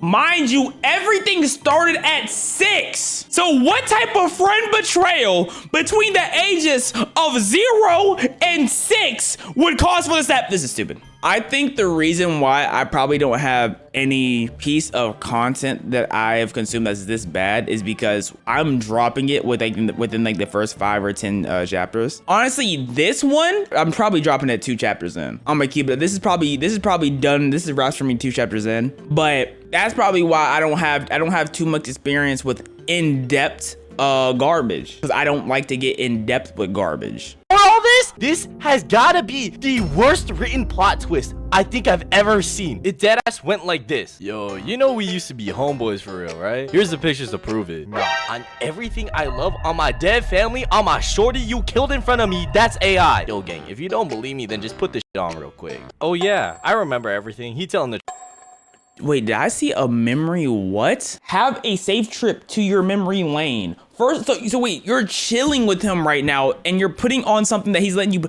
Why does no one just strangle him? All right. The truth. Gang, what is this? There was literally zero indication the entire series that these two had any history before he was bullied. None at all. That has got to be the dumbest shit I've ever read. In conclusion, genuinely never read this manga. It is the biggest waste of time. The author got a unique art style, but please, never cook with the writing again. That was bad. That was garbage. That was trash. That was terrible. I wouldn't be surprised if a story I dropped was worse than that though. Because I've read some garbage. That story sounds bad, but my stories are bad from the standpoint, like, yes, maybe what was happening was maybe not as insane, but the actual plot line of the story had no— there was no redeeming. It was just terrible. Amazing video, Ninjuno. Disturbing mythical creatures you've never heard of. Here are the most terrifying mythical creatures to ever exist. Your mother. Oh my gosh! Oh, an intellectual genius! Woo! Hey, no one's ever got that one off before. No one's got it like me. Or not exist, hopefully. The Managal? Oh, I know the Managal was catching bodies based off of that name. Oh my goodness. Mananagal is a monster originating from the Philippines, and its name roughly translates to one who separates itself. Like he ripped his bottom leg off? It's a fearsome and disgusting creature, usually resembling a disfigured old woman at first. Okay. Its name comes from its unpleasant habit of fully detaching its torso from its lower body, entrails hanging out all over the place, and then sprouting enormous bat wings and just flying away into the night to hunt for food. That's odd. What food, you ask? Just kidding. Well, during the hours of darkness, it will use its long proboscis-like I mean, I'm guessing humans. That's what I was about to say. Like, what else is gonna get? Newlyweds, lovers, newborn children, and so she's hating on people who found true love in people who are in their youth because she's old, alone, and cranky. That's grooms nasty. who were abandoned before marriage. Grooms who were abandoned. So she's attacking everybody. And it's even known to extract fetuses from the bodies of pregnant women. Imagine you wake up middle of the night because your stomach getting some kicks and you're like, you know what, I just need to get some water. Yawn. Roll off the side of the bed, or you're sitting up, and in front of you is a half-old lady with a long tongue, and she hits you with the, I'm gonna fuck you so good. And she just puts that tongue right into your stomach, and you just get stuck, and you're just like, ah! What, you thought I was going to draw that, you desensitized freak? Nah, here's a kitten instead. Ew. While it's hunting, the Manananggal makes a sort of tick-tick-ticking sound, and the farther away the sound I used to have be, nightmares. I had this friend who was like, yeah, back in the day, there used to be these flying humanoid beasts who would come down and snatch kids and eat them. And then like 2 weeks later, I had that same nightmare. And then I was scrolling on YouTube and I saw something that kind of fit the description of what he was describing. And I'm like, bro, like ever since he told me that, now I'm getting spooked, look up in the sky, thinking someone's gonna come and snatch me. The closer the creature actually is, in order to confuse its victims. During its nightly hunt, the creature's lower half is just left standing somewhere, and this tiny design flaw is its one weakness. If you want to kill the Manananggal, and let's face it, you probably do, you need to prevent the horrifying upper half from reuniting with its butt.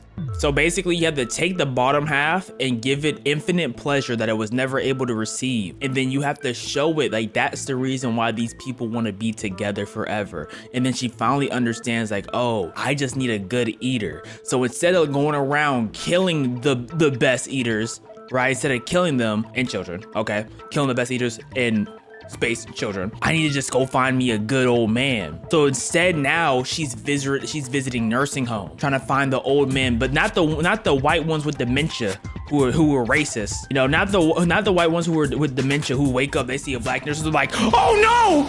Is that a nigga? Yo, nursing homes is one of the worst places to work at, dog. Nursing homes are terrible, bro, especially as a woman. Those old people be groping you. They be touching you and you can't do nothing about it because they're old and everyone's like, oh, they're so old, you can't do nothing about it. It's terrible, it's terrible, it's terrible. I recommend burning the thing, but you can also use salt, ash, or even garlic to ward off the torso. What do you mean you recommend? You ain't never held one rejoined its severed ass by daybreak, it is believed to die. Thank goodness.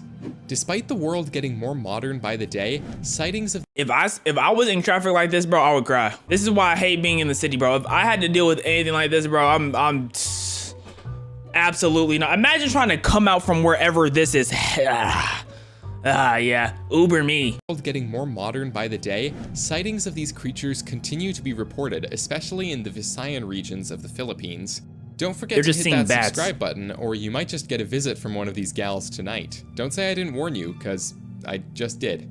If you thought that was awful, hold on to your knives and I'm gonna do something with her tongue, alright. She better wish she don't bring her tongue out around me. Creature in this whole video, and you better hope she don't bring that tongue out. She bring that tongue out around me, I'm gonna rub it around something. The Deadly Whistler, also called El Sibon, is different from the other creatures on this list. And his story is something of a cautionary tale. Originally, this creature was an ordinary boy, and he was a spoiled brat who always got everything he wished for. Wow. One day, he told his father to go out and hunt a deer, his favorite meat, to eat for dinner. His father did not return with a deer. In fact, he returned from the hunt with nothing at all. Dead body? And so the boy killed his father and cut out his organs. It's like if a king sends you out on a mission, you come back with nothing and you get the death penalty immediately, bro. Oh, brother. Which he gave to his mother and said, "Father has brought us some meat for dinner." Well, that escalated quickly. The boy's mother cooked the meat, but quickly realized what had happened. This meat tastes familiar. This meat tastes familiar. It's his testes, bro. You ate cooked testes before? The part of the story that I've just told you greatly varies between tellings, but the next part is always the same. The boy's family ties him to a post and whips him, and cleans his wounds with alcohol, chili peppers, and lemon juice. Ouch. They give him a sack of his father's remains, which they curse him to carry for eternity. Then 2 rabid, starving dogs are released upon him. The skeletal creature that came out of this terrible circumstance would be called El Sibon. So like, why didn't the dad just fight back? Or did he just get caught off guard? But the deadly whistler, probably got caught off guard. Standing at about 6 meters tall and creaking about the 6 meters? The kid grew forever? 6 meters. Imagine 2 shacks plus half a shack. That's basically what 6 meters is. Treetops with its bag of bones. If you hear El Sibon whistling from nearby, it means you are in. What was that? I know I'm not tweaking, bro. Sibon whistling from near. I'm not letting this slide. You're not letting this slide by, man. Whistling from near. Oh my God, bro. If you can read this Right. No, you spitting, bro. That was so hard. Nearby, it means you are in no danger.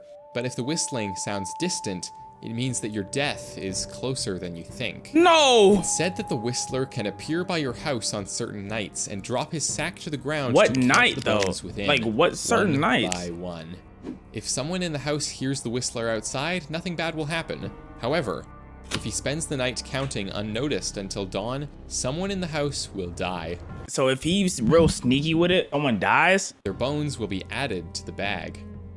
If you like this video so far, please don't forget to like this video. Video's and amazing if you so don't far. like it so far,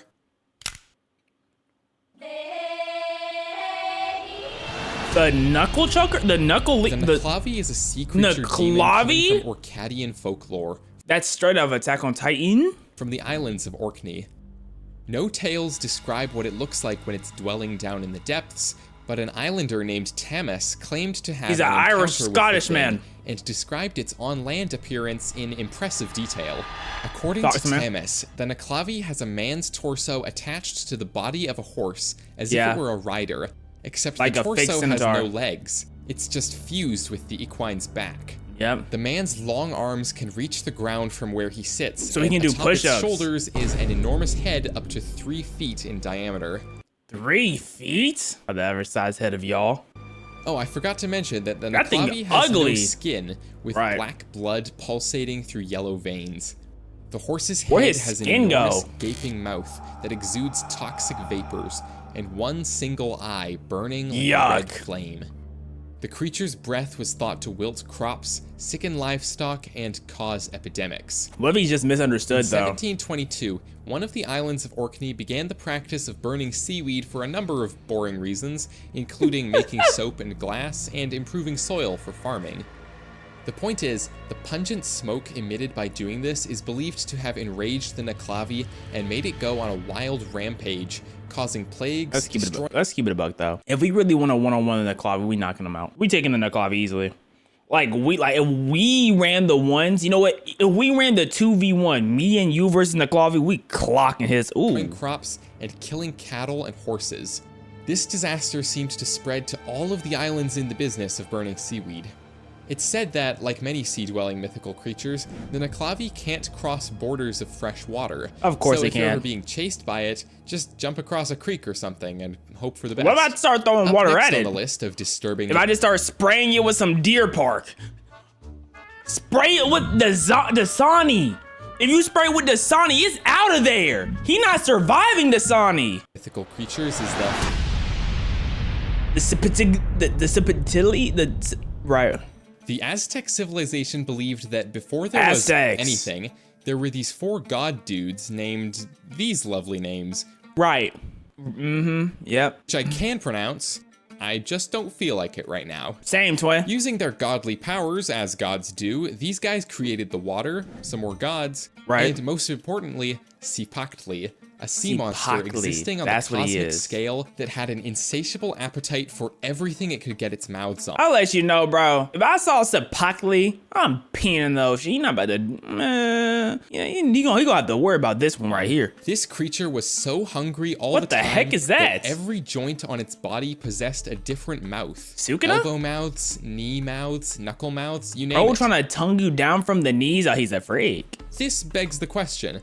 If each joint has a mouth, and mouths themselves have joints, for jaws and stuff, did the creature's mouths have mouths? And did those mouths stomachs have more mouths, and so on? Like, anyhow, what about his stomach, the gods though? continued on with the creation of everything, they realized they had a problem.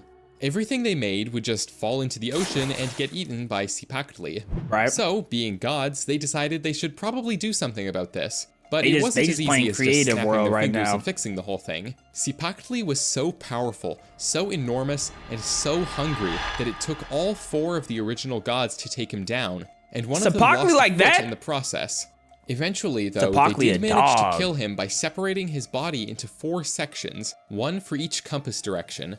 Using Cipactli's body, they created the entire world. The creature's head became the 13 heavens, its midsection was crafted into the earth, and So we're walking on Cipactli. We're walking on Cipactli, right? Its tail became the underworld. The last mythical creature on this list is by far the scariest of all. If you've heard of it, you know all too well that the people who believe in it are afraid to even utter its name. This is, of course, the... I was so close, Skinwalker, okay. The stories of skinwalkers originate from Navajo culture, an indigenous people of the southwestern United States. You've probably seen memes and videos all over the internet of creepy animals and dudes in spooky costumes hiding in the trees with captions like, "Guys, I found a skinwalker, ah!" But these could not be further from the reality of these creatures. In Navajo culture, there are people that practice medicine and types of magic for the benefit of the community. I think we can one-on-one a Skinwalker. I think if Skinwalkers were really like that, we wouldn't be able to one-on-one them. They wouldn't be so scared, but I think we can take one. I think we can eat one up real good. As healers or medicine men, they may learn about In fact, I want a Skinwalker to look like you so I have more motivation to beat the brakes off of it. Magic for the purpose of protecting against evil. Witches are essentially the opposite of these healers. They're dark reflection, if you will.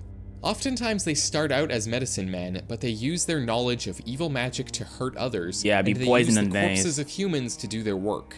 They make their tools from human bones and use parts of the body to make potions, which they use to kill or hurt others. Oh, okay, witches. To become a skinwalker, a witch must kill a close family member, preferably a sibling. Wow. This gives them the ability to shapeshift into different animals. So a Skinwalker is a witch who killed a close family. Okay. Okay. I didn't know they had a backstory like that. But that's probably how they know we could run the ones with them, because they're just a normal person. Usually predatory animals like bears, coyotes, and wolves, but they can assume the shape of any creature. They choose their shape based on the abilities they need to do their evil work, such as claws, stealth, speed, or strength. When in human form, the if they want wears speed, they shouldn't go rabbit. Of the animal they transform into, and their eyes look like those of that animal. And when in animal form, their eyes look human. By day, these witches walk among the humans of their tribe unnoticed. Right. But at night, they transform to cause illness, death, and destruction wherever they go. They can even read minds and control their victims to do their bidding, minds? and they're often blamed for causing all manner of mysterious mischief and trouble. My channel is still small and that's enough why that like they were burning witches at the stake, you know? Pretty easily read every comment I get, so let me know, which of these horrifying mythical creatures do you think was truly the most disturbing? And the most disturbing? I'm gonna have to go with half lady who wants to go eat pregnant people and eat babies. That's pretty disturbing. Skinwalkers, I mean, you know what I'm saying? Skinwalker is just chill. And this bro here, I mean, he's spooky looking, but he really not about nothing. The horse has one eye. If you don't just flick something in his eye, he also look like something out of a regular show too.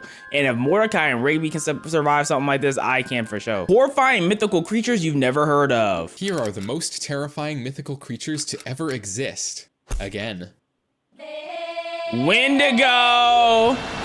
I only know Wendigos because of Until Dawn. Speaking of Until Dawn, I'm about to eat potatoes until dawn.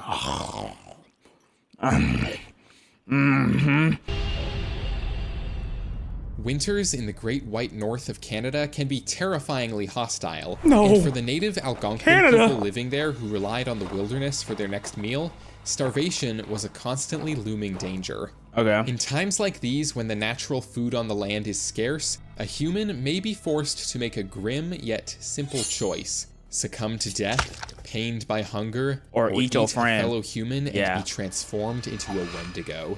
The Oh, creatures are described as looking humans, gaunt interesting. and emaciated. Their gray, ash-colored skin stretched tightly over their I've bones. never seen a Wendigo depicted as this. They've always been more humanoid. This looks more like a Wendigoose. With lips tattered and bloody from feasting on human flesh, they stink with the odors of decay, death, and corruption. Now that would be freaky, bro. I would almost be scared to run the ones with him. But look at him. He's all skin and bones. He has no power to him. And their hearts are solid ice. It's said that with every meal, the Wendigo would grow in proportion relative to the size of whatever it ate, so that they could never feel full. Their whole existence felt like they were constantly on the verge of— He kind of farming though. Hold on. He kind of, look at him. He farming like crazy. Starvation.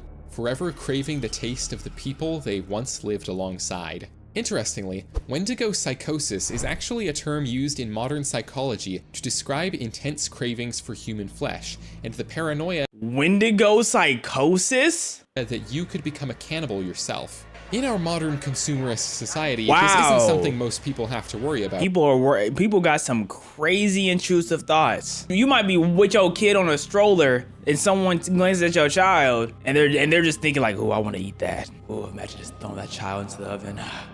Paprika, salt, pepper, a little bit of garlic. Oh, minced onions. Oh. But you have to keep it pushing. But for native tribes in times of famine, it was a very real possibility that your next door neighbor and your next meal were one and the same. Kuchisake Onna. What country is this out of? I don't want to make no guesses. Kuchisake Onna is a little— Woo! I mean, perfect pronunciation on my end. Perfect. I mean, I am a bilingual, trilingual, come and mingle connoisseur. I really am. But goodness, I impress myself sometimes. Different from the other monsters on this list. Awesome. In most versions of her story, she was once the beautiful wife of a proud samurai. However, she grew lonely as her husband was always off at war, and so she began having affairs with other men in the Japanese town in which she lived. Which is crazy because look, y'all think people were gone during war a long time now. You know what I'm saying? Some people be deployed, they deployed for 1 year or whatnot. That's overseas. When they were gone, her husband probably not coming back for like 3 years. Traveling alone is taking up at least 2-3 months. Like, golly. When the samurai found out about this, he was outraged. And as punishment, he sliced the corners of her mouth open from ear to ear, and she died. But that is not where her story ended. No, that's crazy. For after her death, Kuchisake Onna returned as a vengeful spirit. Oh my goodness.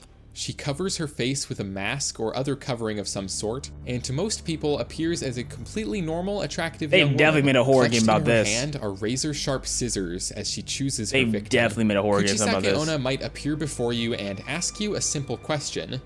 You want some dick? What does that mean? Which translates to, am I beautiful? If you answer no, she will kill you with her scissors. And if you answer yes, she will remove the mask from her face 8 out of 10. to reveal her mouth, sliced open from ear to ear in a horrifying, joyless smile. Kore demo? She asks. How about now? Or how about now? Oh my goodness! I told you I'm a trilingual king! Oh my gosh, man, I really do this.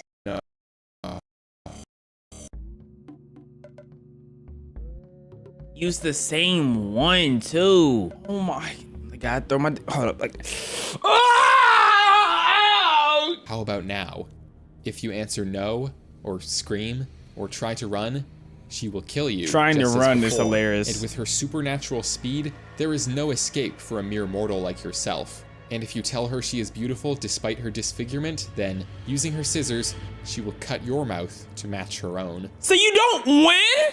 Like, you die regardless? Is 100% death? That's whack. There are actually a few ways to survive an encounter with this creature. Oh, talk to me. In response to her questions, you can simply tell her that you're running late and had best be going, and she will politely bow and apologize, and you can go on your way. Alternatively, you can tell her that she is average looking and leave it at that.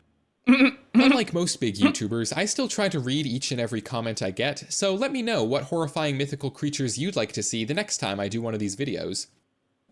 I don't have any off the top of my head. Black Annies? What about Black Nannies? Wait, no, that's not a terrifying mythical creature. My fault. Oh no. Black Anus! Black Anus! English folklore describes Annis as an old, blue-faced woman with a single eye. Wow. Beneath a great oak tree, she lives in a cave that she carved herself out of the rocks using her deadly iron claws. On dark nights, she could be found hiding in her oak tree, waiting for an unsuspecting child from a nearby village to wander below.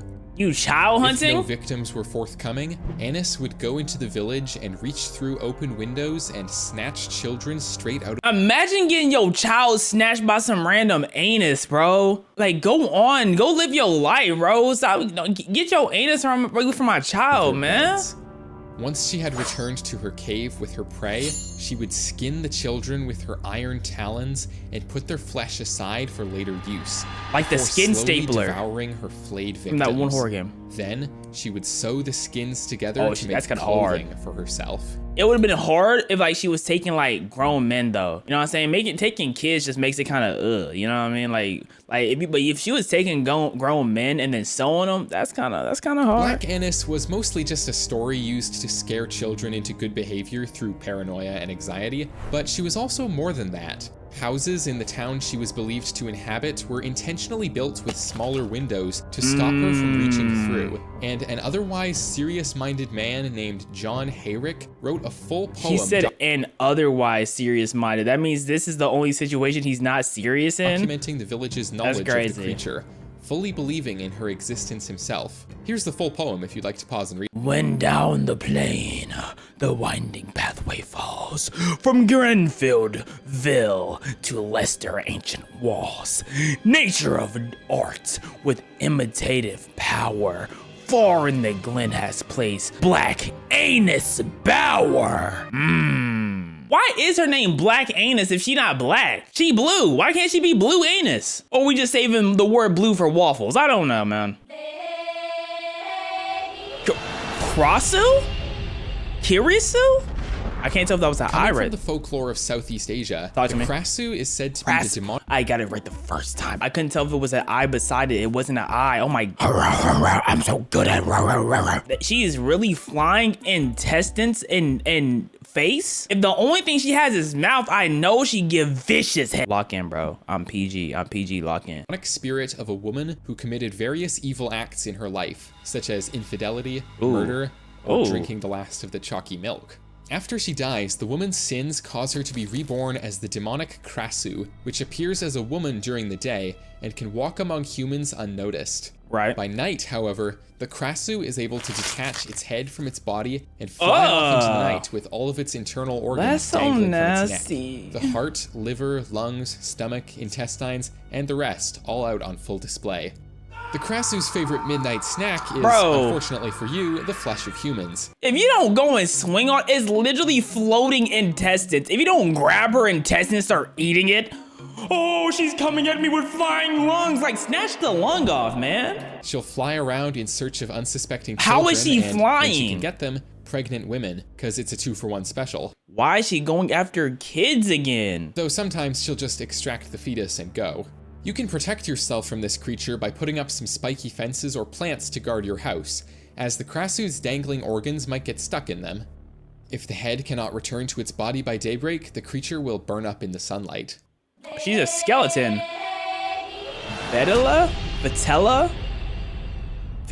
The legendary Vitala are evil spirits coming from Hindu mythology. They're said to haunt cemeteries and, with no physical body of their own, they can take possession of human corpses in order to interact with our three-dimensional world. That's OP. Once they've acquired a body, they get up to all kinds of unsettling mischief, such as killing children, driving people mad, and causing miscarriages. Everyone just hates pregnant women. Basically a typical weekend's activities for me, but whatever.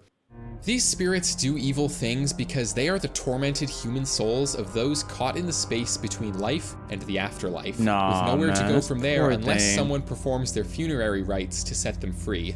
However, most people are more inclined to try to capture these spirits, as existing outside the laws of space and time. You want to capture them so you can train them and use them like Pokemon, or you want to train them in the laws of war so you can go attack the neighboring countries for their resources. I know who you are. They have a vast knowledge of the past, present, and future, and deep insights into human nature, and so they make great slaves for sorcerers. If they know all of that, how are they slaves? Shouldn't they be locked? Oh, I have all this knowledge, but they're still a slave. Cap. As always, thank you very much for watching. Amazing video. Just a rock in space. Wait, he made himself into the whatchamacallit. Aw, he's a demon. Zombie survival quiz. This is a quiz to find out if you'd survive a zombie apocalypse. I already know the answer to that. Not movie logic, not gamer instincts, actual survival decision making, pulled from disaster studies, urban collapse scenarios, and real world psychology. Trust. It's 28 questions long. Some of the questions are easy, most of them are not. For each of the questions, you get 4 options to pick from, and I'll tell you the right answer and explain why the others most likely will get you killed. As we go through the quiz, you should keep track of your score. You get 1 point per correct answer. 1 point. And at the end, I'll tell you whether or not you'll last. So before we begin, I'm going to give you some context as to this world and also the scenario so that you can make informed choices. So this quiz, right, this scenario, it uses classic... Everybody get your point system ready. Get your point system ready. We're about to see if we're going to survive the zombies apocalypse. Slow-moving zombies, so like classic infection type zombies with moderate hearing and smell. They have poor eyesight, especially in low lighting. These zombies will notice if you're loud, if you're fast, or if you're bleeding. In terms of how to defeat them, the zombies don't feel pain. They don't bleed out. The only tried and tested way to destroy them is by destroying the brain. And they don't stop unless you hit a central nervous system, so when you're picking weapons, that's what you're aiming for. In terms of how the virus spreads or how people turn, the virus spreads fast. People say it's from bites, maybe blood. It's not airborne as far as we know, but if someone gets it, they turn fast. To give you some context of you live in an urban area with 2 other people, so it's like a medium-sized city, pretty densely populated area with like the infrastructure of what you get in an urban area. So public transport, accessible supermarkets, roads, etc. Oh goodness. Okay, so they're setting me up to be clapped. You what? I hope you took some notes or you remembered those facts because they may or may not be relevant in deciding what you'll do. So again, I'll set out each question in turn and then the options. I'm gonna pretend like I'm in New York City. I'll give you a couple of seconds to pick your answer. I'll tell you the right answer after each question and give you an explanation as to why that's the right answer. Feel free, obviously, to pause the video to take more time if you need it, and most importantly, keep track of how many answers you get right or wrong. So if you get bit, probably scratched, or connect blood with zombies, you're out of there. Okay, I got this. I got this. And without further ado, let's begin. So you've just confirmed it. It's a zombie outbreak. You live in the 2nd floor apartment in a medium-sized city, and it's the first 10 minutes. What do you do? The first 10 minutes. Leave immediately by car and head towards the countryside. That sounds horrible. That's not gonna work. Option B, grab a backpack and head on foot to the nearest supermarket. That doesn't sound good. Option C, wait a bit, gather information, and then leave before nightfall. Or option D, stay put and begin fortifying your home. Oh, okay. Wow. Leaving immediately is not going to work. The streets are going to be flooded. People are going to be everywhere. That's not going to work. Zombies are going to come banging on your car door. People going to come banging on your car door trying to take, whatchamacallit. Grab a backpack, head on foot to the nearest supermarket. That would be good in an ideal world, but everyone's going to be fighting for something. That's not going to do. Just have a stock fridge. That's not easy. That's not easy at all. Wait a while and gather info, then leave before nightfall. That's not a terrible idea. Stay put and fortify your home. How will I fortify my home if I have nothing to fortify it with? You know what I mean? Like, I'm gonna keep it a buck, bro. I don't just have you're in an apartment in New York, in a medium-sized city. No, not New York. So medium-sized city. You don't have fortifying gear. C might be the only choice. I don't know where we're leaving before nightfall. But the supermarket's not gonna work. You can't leave. I'm going to see. Cause you don't have nothing to fortify with. I'm in an apartment. People don't just keep boards in their apartment. So the correct answer is option D. Stay put.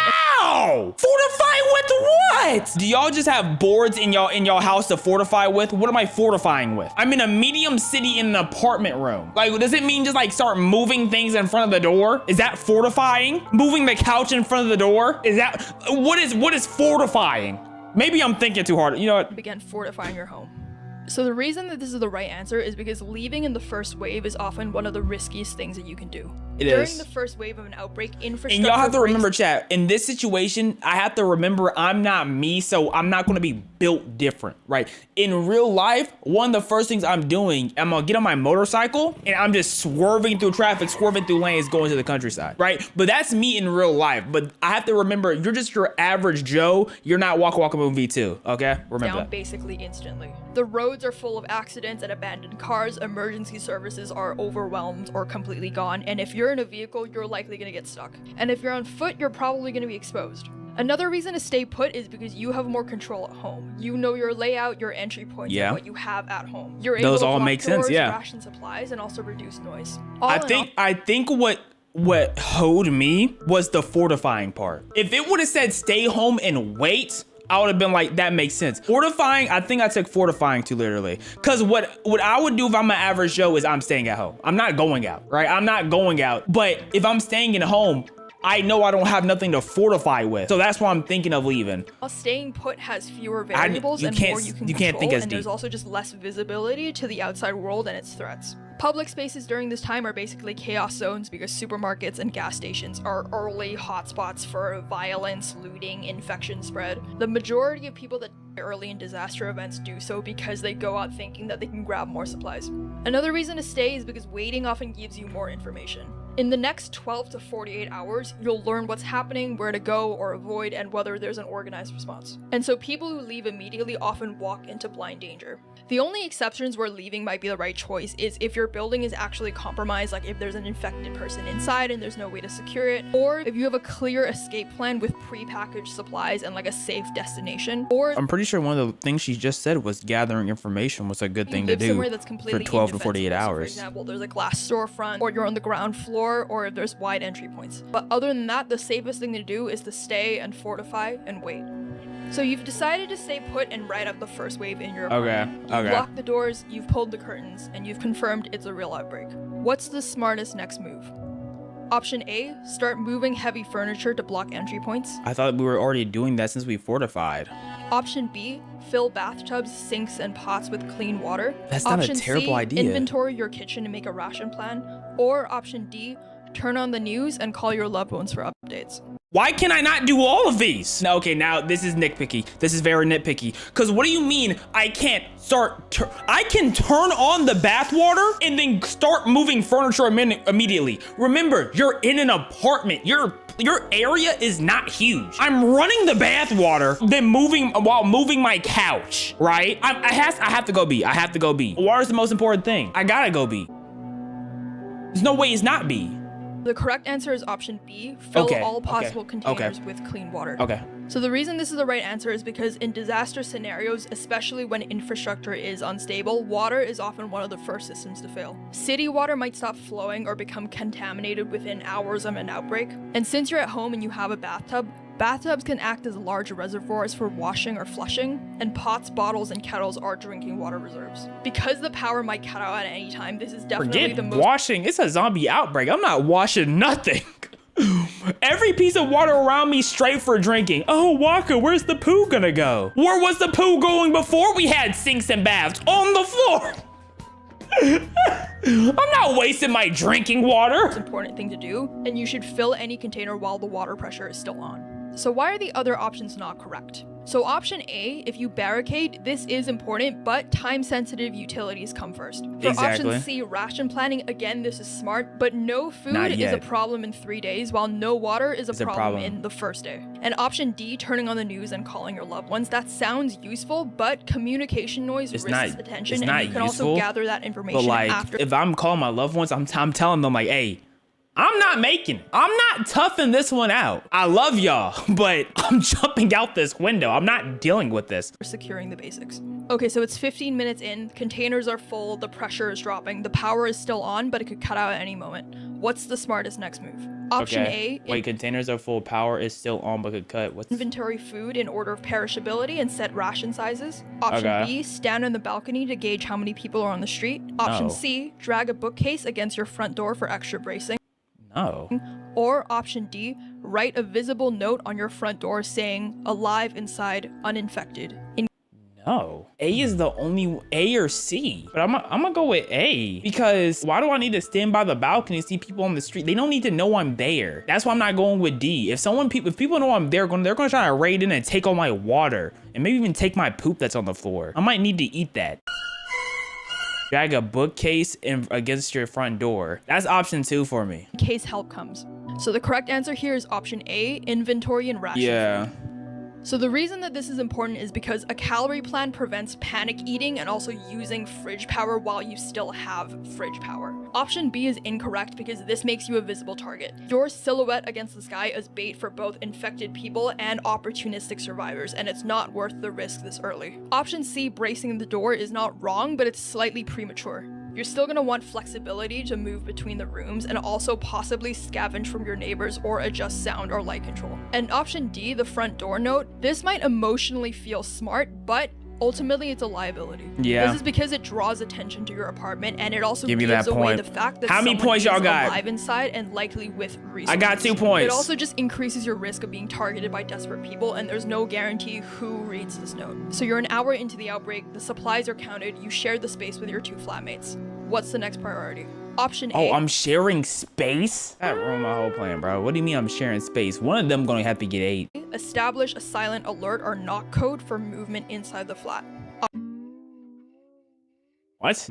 Option B, cook a large hot meal before the gas or electricity No, dies. that's not Option doing nothing C, for us. assign one person to sit by the peephole and watch the hallway. Or option D, start binge charging every device you own.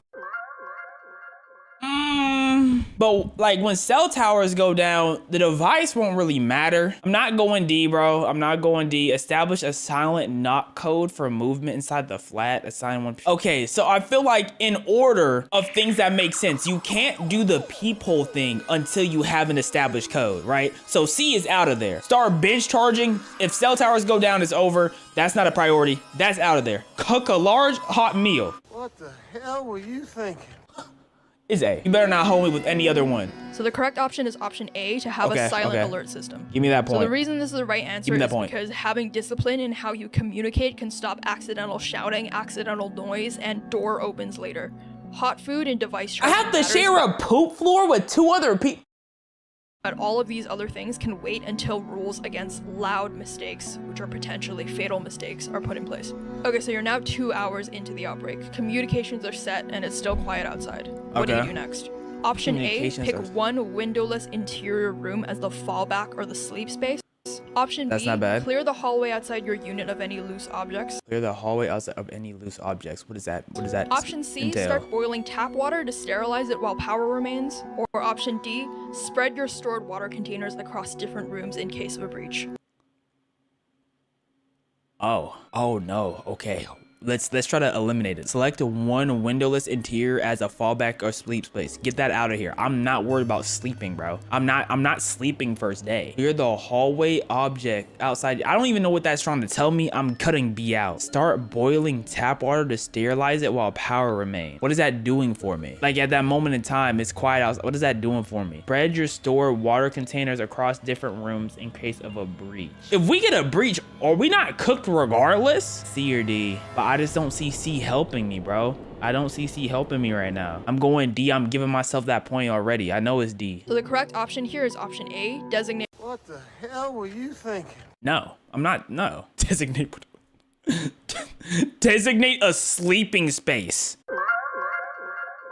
Are we serious? Okay, whatever. In a fallback room. So the reason this is the right answer is because if the outer flat is breached, you need a last line of defense room. So the reason this is the right answer is because if the outer flat is breached, you need a last line of defense already chosen. Why did you put sleep space in it? I feel like sleep space was put in here just to throw you off. Cause what do you mean sleep space? Immediately makes it not important.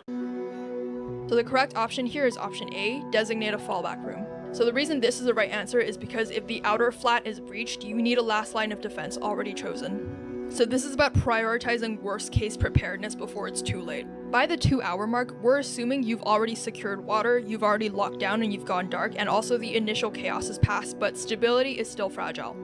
So option B, clearing the hallway of loose objects, is a good idea, but it's not really worth the risk of sound unless there's an active threat outside. Option C, boiling the water, sounds smart, but you've already filled containers at this point, and the tap water is still running, so it's not yet unsafe. The power right now might stay on for hours, or it might just cut suddenly, but even then, you can boil the water from the fallback room later. Boiling it right now just creates unnecessary heat, noise, and smell, which are all signals that you want to prevent early Why on. is D not the right And finally, answer? D, spreading the water containers around the room. This is like a good idea, but it's minor optimization. We're talking about sleep spaces, and you're talking about minor sleep spaces. We're not sleeping yet. Obviously, if you're breached, you don't want all of your water in one place, but again, if you're breached that badly, the whole flat is essentially compromised. And the fallback That's what I room was thinking should too when already that have its happened. own mini storage. Okay, so you've made it to the end of day 1. The barricades, water, food, signals, safe room, and hygiene are all handled. What should you do to finish the day? Option 1, stay awake all night in rotating 2-hour guard shifts. That's not Option going. B, start a small cooking fire on the balcony to reduce indoor smells. No. Option C, signal from a window in Morse code that survivors are inside. Who knows Morse code in 2025? Like people in the military, that's it, bro. Or option D, mentally map a 10 to 14 day isolation timeline and nightly routine. Mentally, what is mentally doing anything gonna help in this? If it's not A, we got a problem, bro. If it's not A, what do you mean mentally map? I need to communicate verbally with my... If it's not A, bro, start a small cooking fire on the balcony. It already says food is handled. I don't need to do this. If this mental map, if I make a mental map, I'm by myself making that mental map. Or am I thinking for one person here or 3? That's what really this comes down to. Am I thinking for myself mental map, or if all of us creating a mental map? That's gonna what change A to D and D for me. Rotating in 2-hour shifts does not even sound that functional though, bro. If we're doing D, it says nightly routine, which means we're gonna go over the guard shifts. Is D. Yeah. Because if we're going over a nightly routine, we're already doing A. So the correct answer here is option D, build the timeline. Yeah. So the reason that this is the right answer is because this sets It didn't say build though, it said psychological mentally, but, expectations and also ration discipline. Setting fires, making signals, or having exhausting all-night watches just create risk without adding any immediate survival value. So it's now been 48 hours since the beginning of the outbreak. 2 days, You've okay. not heard any sirens, no screams, no gunfire, just silence. You crack a window and you listen, and movement sounds faint and far away. What do you do now? Option A, slide open the window a few more inches for ventilation because the air inside is stale. Option B, scan the street from behind the curtain for movement or patterns. Option C, step briefly onto your balcony and confirm how many bodies I'm you not see doing below. C. Or option D, knock on the ceiling to check I'm if not the neighbors doing D. upstairs. Okay, C and D is out of there. If I'm scanning the street from behind the curtain, we're not sliding the window open. There's no way. It has to be B. Scan the street from behind the curtain. B makes sense because the thing that was specified was movement sounds faint and far, and we already have the window cracked. It's B. Are still alive. Give me my point. So the correct answer here is option B, scan the street discreetly. So the reason that this is correct is because in the 48-hour period, this phase is about information without exposure. If you're looking quietly through a covered window, this can give you insight into movement without sound or silhouette. Opening a window or stepping outside creates unnecessary noise and profile. And knocking is an even worse idea because you don't know who's alive or what they'd do if they heard you. You suspect that the apartment across the hall is abandoned. The door is cracked. What do you do? Option A, enter Door's quietly and cracked. search it for supplies. Okay. Option B, close and secure the door from the outside to prevent risk later. Option C, leave it untouched. Or option D, knock once, wait, and then cautiously enter with your knife. You suspect the apartment across the hall is abandoned, the door is cracked. Enter quietly, search for, no. Close and secure the door from the outside to prevent further risks later. B, C, leave it untouched. I'm trying to survive. If I just don't do anything, I'm going to die. Knock once, wait, then enter cautiously. We can't knock. Like, nothing's worth the risk. Starving and dying is worth the risk. We have no clue what our supplies look like. So that's probably the biggest problem with this quiz. We have a plan, but we don't actually know what our supplies looks like. If we mentally mapped 10 to 14 days, I'm assuming we have at least 14 days, right? But we don't actually know. And it says close and secure the door from the outside to prevent risk later, which means we're securing everything before we go into it. Why don't we have a shotgun? We don't want a gun. Why would we want a gun? Okay.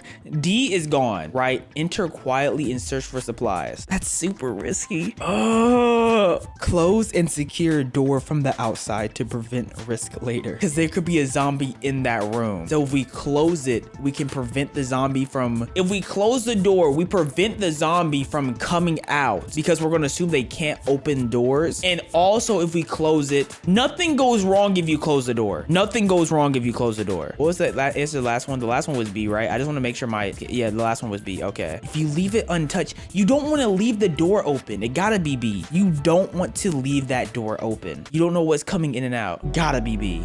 So the correct answer here is option A. And I'm not mad at that, because we have no clue what our supplies looks like, and that's the problem. I don't know what our supplies looks like. If I knew what my supplies look like, that lets me know if I'm gonna risk it or not. I don't know if I can risk it. Enter quietly and search. So the reason this is the right answer is because at this point, controlled scavenging is strategic.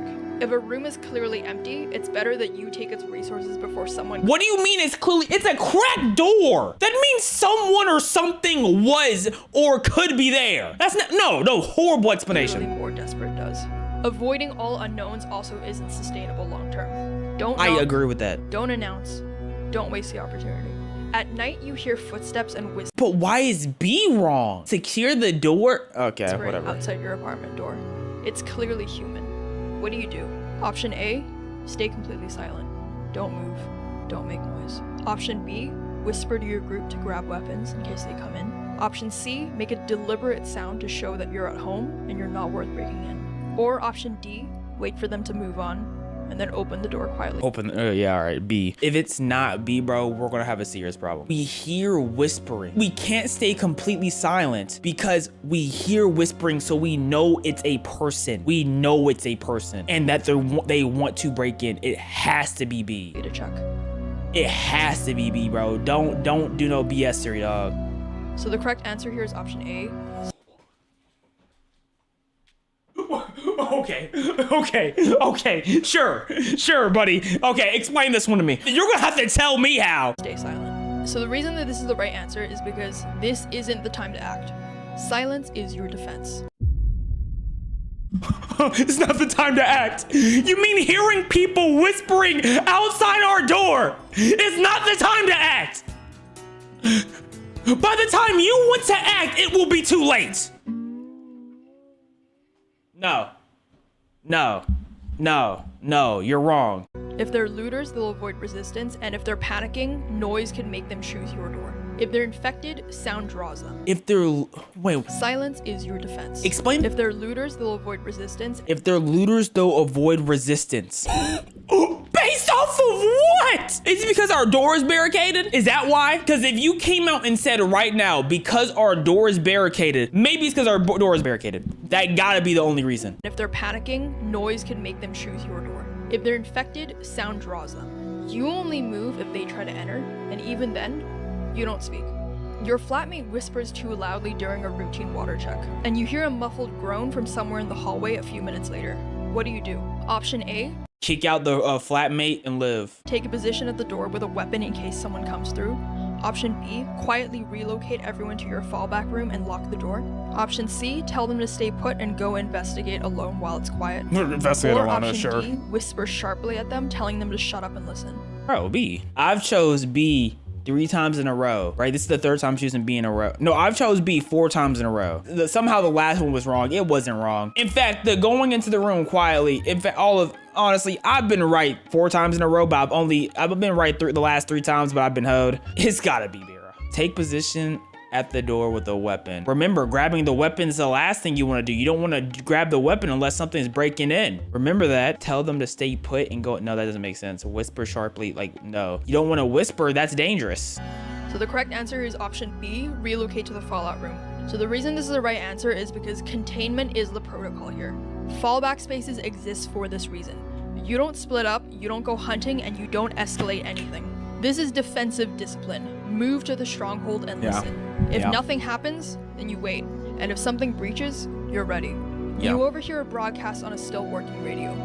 Evacuation might be happening 6 miles away at an old stadium, but you don't have any further details and there's also no schedule. 6 miles away. Yeah, Option okay, buddy. A, immediately pack and leave while the streets are quiet. No. Option B, wait 24 hours to gather more information or listen for updates. Option C, prepare a bag and scout the route before committing. Or option D, ignore it. Prepare a bailout. Okay. I agree with preparing the bailout bag, but I want to wait. Why can't I wait with the bailout bag? Also, what do you mean scout 6 miles? That's the whole day. If we want to go there and back, we're low on food and water. We're not about to jog the 6 miles. We're not marathon runners.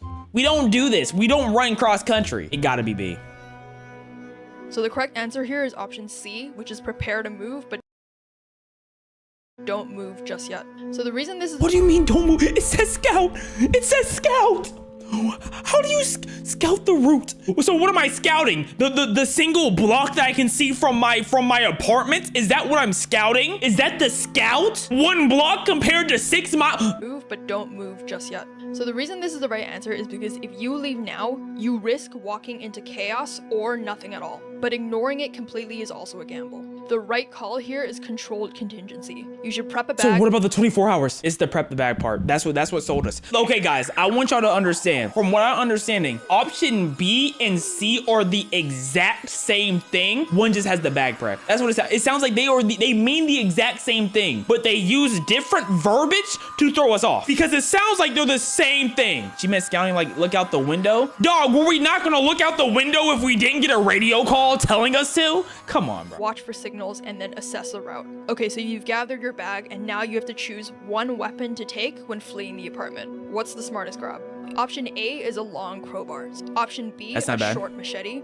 Option C is a steel baseball bat, or option D, a cordless drill. Cordless drill, that does not seem like the move, and that sounds like it could be loud. We have D out of here. Machete. A machete we can fit into, it's easy to carry, right? And how do we kill the zombies again? How are we killing the zombies? You can hit them in the head or something with their nervous system. But what if you need to like act, but this is what throwing me here, and maybe this could sell me. What if we do need to open something with the crowbar? We need to get into a building. The crowbar is has the most utility. It's the most versatile. There's nothing here as versatile as a crowbar. I have to go A because I can hit somebody in the head with the crowbar like it bad.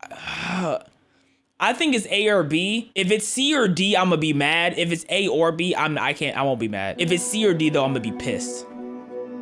So the correct answer here is option A, the long crowbar. So the reason this is the right answer is because this is the weapon that you're gonna grab before leaving your apartment. So the weapon choice here needs to factor in, number 1, how lethal it is against zombies, especially skull trauma.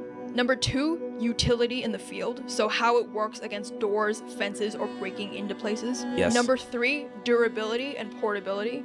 You want a weapon that won't break and it won't slow you down. And number 4, ease of use under stress, so no skill or precision needed. The reason the crowbar is the best choice is because it delivers focused and dense impact, which is ideal for cracking skulls. It also functions as a multi-tool, so it can open doors, pry fences, break windows. There's no edge to maintain, there's no power required, and it's nearly indestructible. And basically, it works in both combat and escape. All in all, it's the most versatile survival tool that you can carry. The machete was a viable option, but it's risky. It's good in the sense that it's fast and it's light, and it's good for clearing brush or like cutting rope, but it's not really designed for hard impact because it can slice through soft tissue, but it might get stuck in bone. And remember from the beginning of this video, I told you that in order to defeat a zombie, you have to aim for its brain. And in order to get to the brain, you have to go through the skull. And a machete can get stuck in a skull or in the bone of its neck when you're trying to cut its head off. The baseball bat also looks like it could be a really good idea, but it's probably going to perform poorly. The reason for this is because it's unnecessarily heavy, it's tiring to swing, and also there's no extra function besides the intimidation.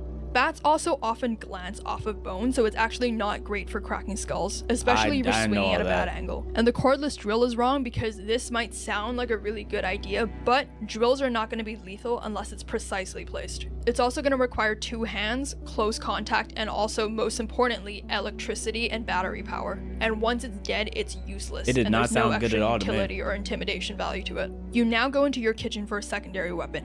Which of these gives you the best chance of stopping a zombie in close combat? Option A, a chef's knife. Option B, a wooden rolling pin. Option C, a butcher's cleaver.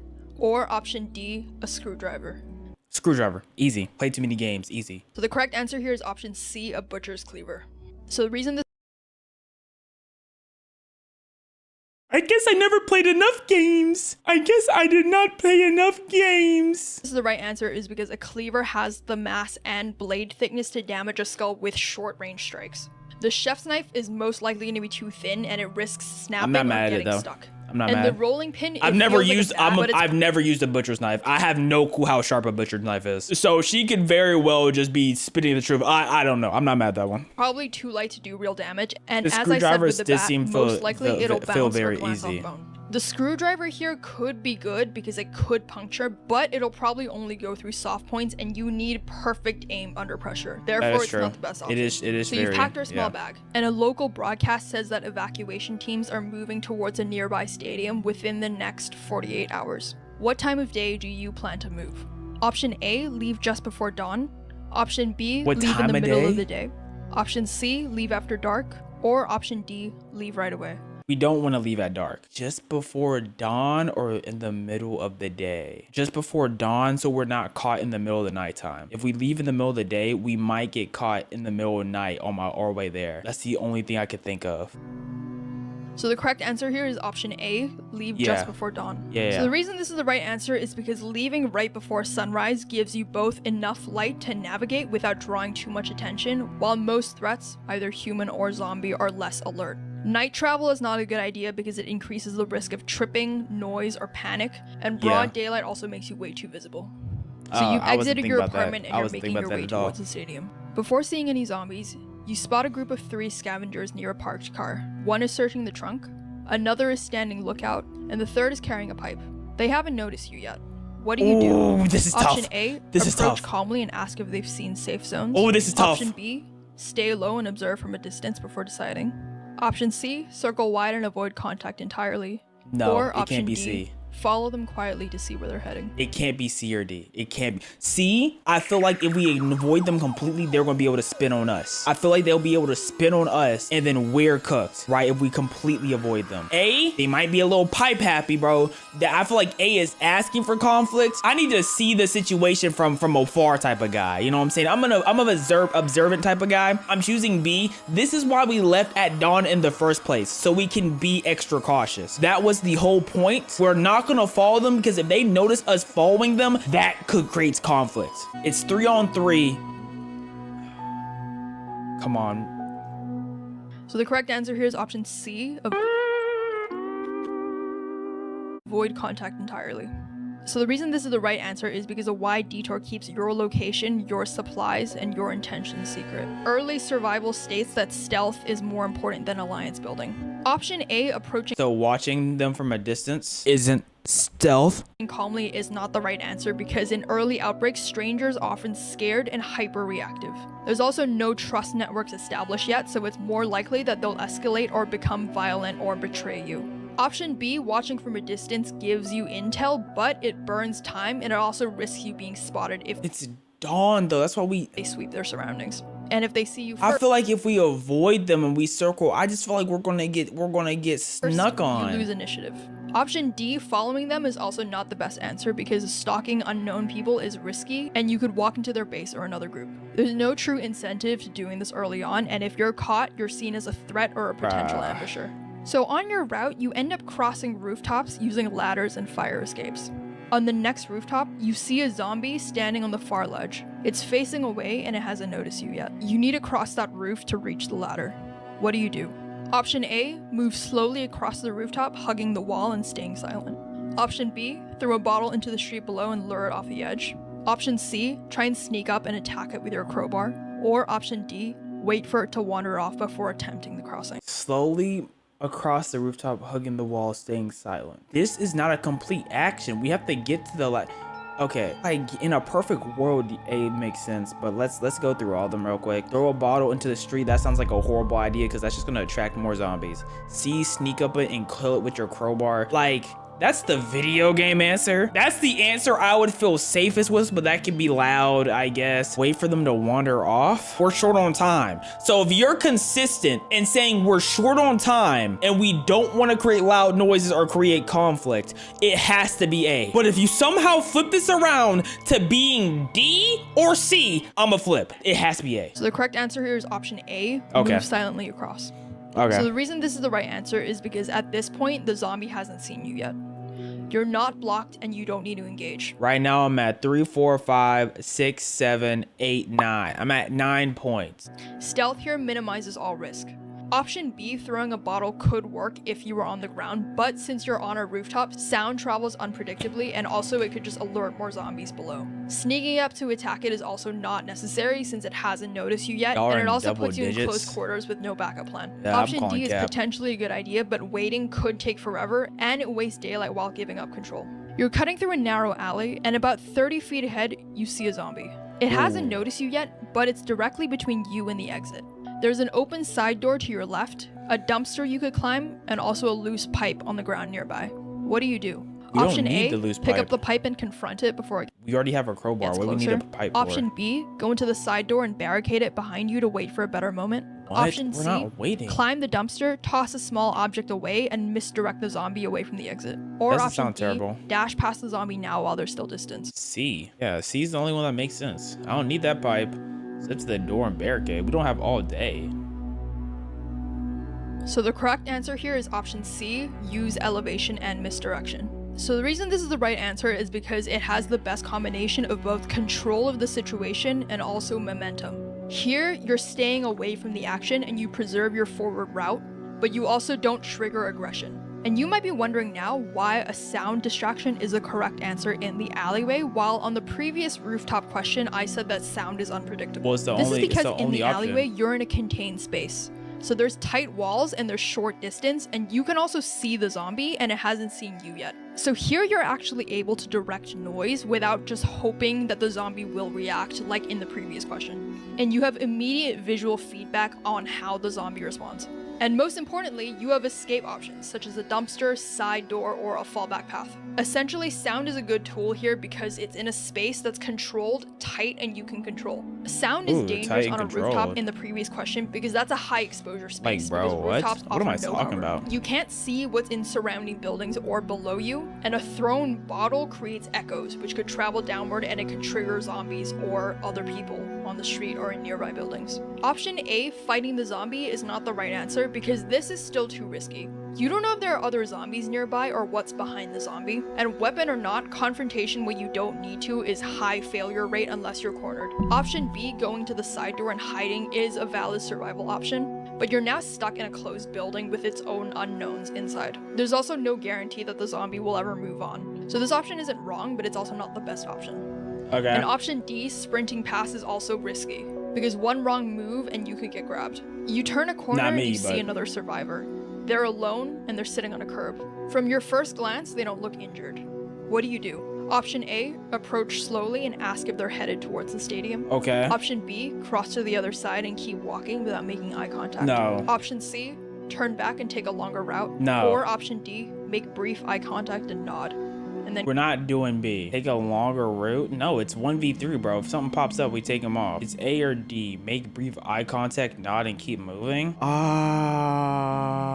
I'm an A type of guy. But if we're all being silent, he doesn't care about being silent because he's on the side. He's on the curve, so he doesn't care about being silent. I think this is a hard choice. It says ask if they're going to the stadium. They didn't say whisper. But why is he sitting on the street by himself? Like, that sounds suspicious, bro. We're crossing to the other side. But I don't like how it's saying without making eye contact. I don't like the no eye contact. I want to see what's happening over there. But I like to cross the other side. We don't know what's going on. He's just sitting on the... No, I like to cross the other side. Because we have no clue what they got going on. I like to cross the other side. So the correct answer here is option D, brief.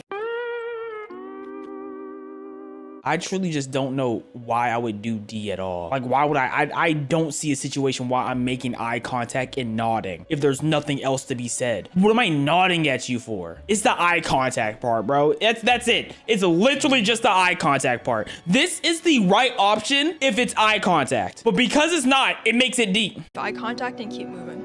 So the reason this is the right answer is because you need to acknowledge this person without becoming a variable. Making eye contact shows your confidence, and the nod signals peace. Option B or C, ignoring or avoiding them entirely, could be read as weakness, and option A of approaching them is risky. You don't know their intentions or what they've lost. While climbing a fence, you slice your palm open on exposed metal. It's not deep, but it's bleeding. What do? Option A, cover it quickly with whatever cloth you have. Option B, wash and disinfect it before sealing it up. Option C, ignore it because it's too small to matter. Or option D, wrap it in plastic to keep the blood from dripping. A isn't the answer. It has to be B. A isn't the answer because that blood is still gonna be dripping with you wherever you go. If you wash it and disinfect it, then seal it, the smell of the blood won't be as strong. It has to be B. Bro, I've chose B so many times, bro. So the correct answer here is option B, clean and disinfect it. Thank you, bro. So the reason that this is the right answer is because any open wound is potentially an infection point, especially if you're touching surfaces or dead bodies. Every small cut matters in an unsanitary environment. And here you're protecting yourself from both regular and zombie-related infections. You find gasoline and a lighter in an abandoned garage. Do you rig a Molotov cocktail for zombie defense? Option A, yes, because it's an explosive distraction and it destroys the zombie on contact. Option B, yes, but only as a last resort.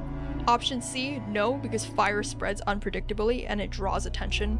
Or option D, no, it's better saved for sterilizing tools. Oh, gasoline and a lighter. I like a Molotov last resort, bro. No, as fire spreads unpredictably and grabs attention. Bro, my problem with some of these are, why can't both of these be in the same answer? The fire spreads unpredictably, like that's true, that's terrible. But sterilizing tools is also, like, why can't these be in the same answer, right? And look, even if I don't rig it, if C or D is the answer, I'm still surviving in said situation because I'm thinking one of these two things. Or probably I'm thinking both of these things, but I'm just guessing which one's the right answer. C, we don't want all that attention. Oh, it is C. Oh, her audio probably messed up here. Lost audio footage, yeah.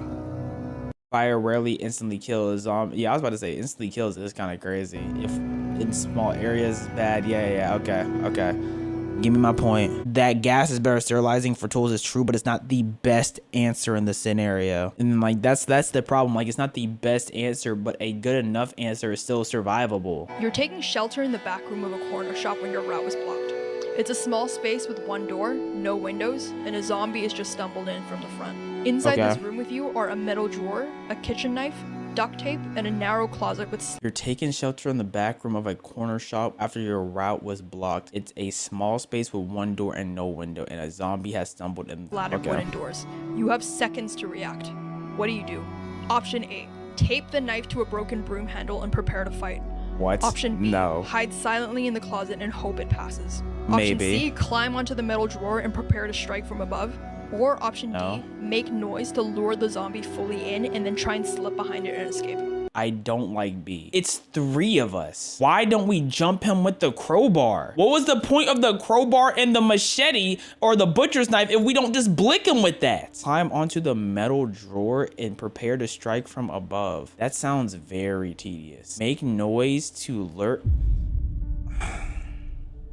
These are stupid. Is hiding going to work? Are we really taping a duct tape to that knife that fat? That knife isn't gonna do nothing. We went over, A is gone. That knife is not going to do nothing to it. Since we're resorting to a knife, climbing on the metal drawer and striking from above, that's doing nothing to it. A and C, they're out of there. Hiding or making noise. We can't make noise because it's a small space. It gotta be B. Okay, climb onto the metal drawer. It's A or it's B or C. Onto the metal drawer and prepare to strike from above? What, like, I'm trying to think of a metal drawer. Make noise and lure it in? But we're in a small space. How would it not see us? I don't care. I'm gonna be honest, this is a BS question. Cause I don't like So any the of correct these. answer here is option C. Sure. Use elevation and timing. So the reason this is the right answer is because standing on the drawer gives you both height, force, and also angle to strike the zombie.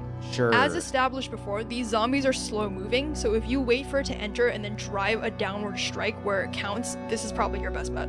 Option A, making the DIY spear, is not a good idea because makeshift spears often are not going to hold that's a waste. That's a waste of time. A taped knife is unstable, and if you have one shot to pierce its skull, it's most likely not going to come from a very panicked jab.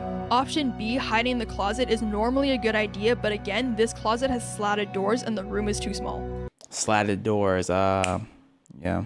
If the zombie even hears a breath or brushes against the door, you're trapped inside with no escape. We have a crossbar. Why was an answer choice not use the crossbar, hit it on the head? There's 3 of us and I have a crossbar. Like, this situation doesn't make sense to me because why was an option choice a makeshift spear when we have weapons?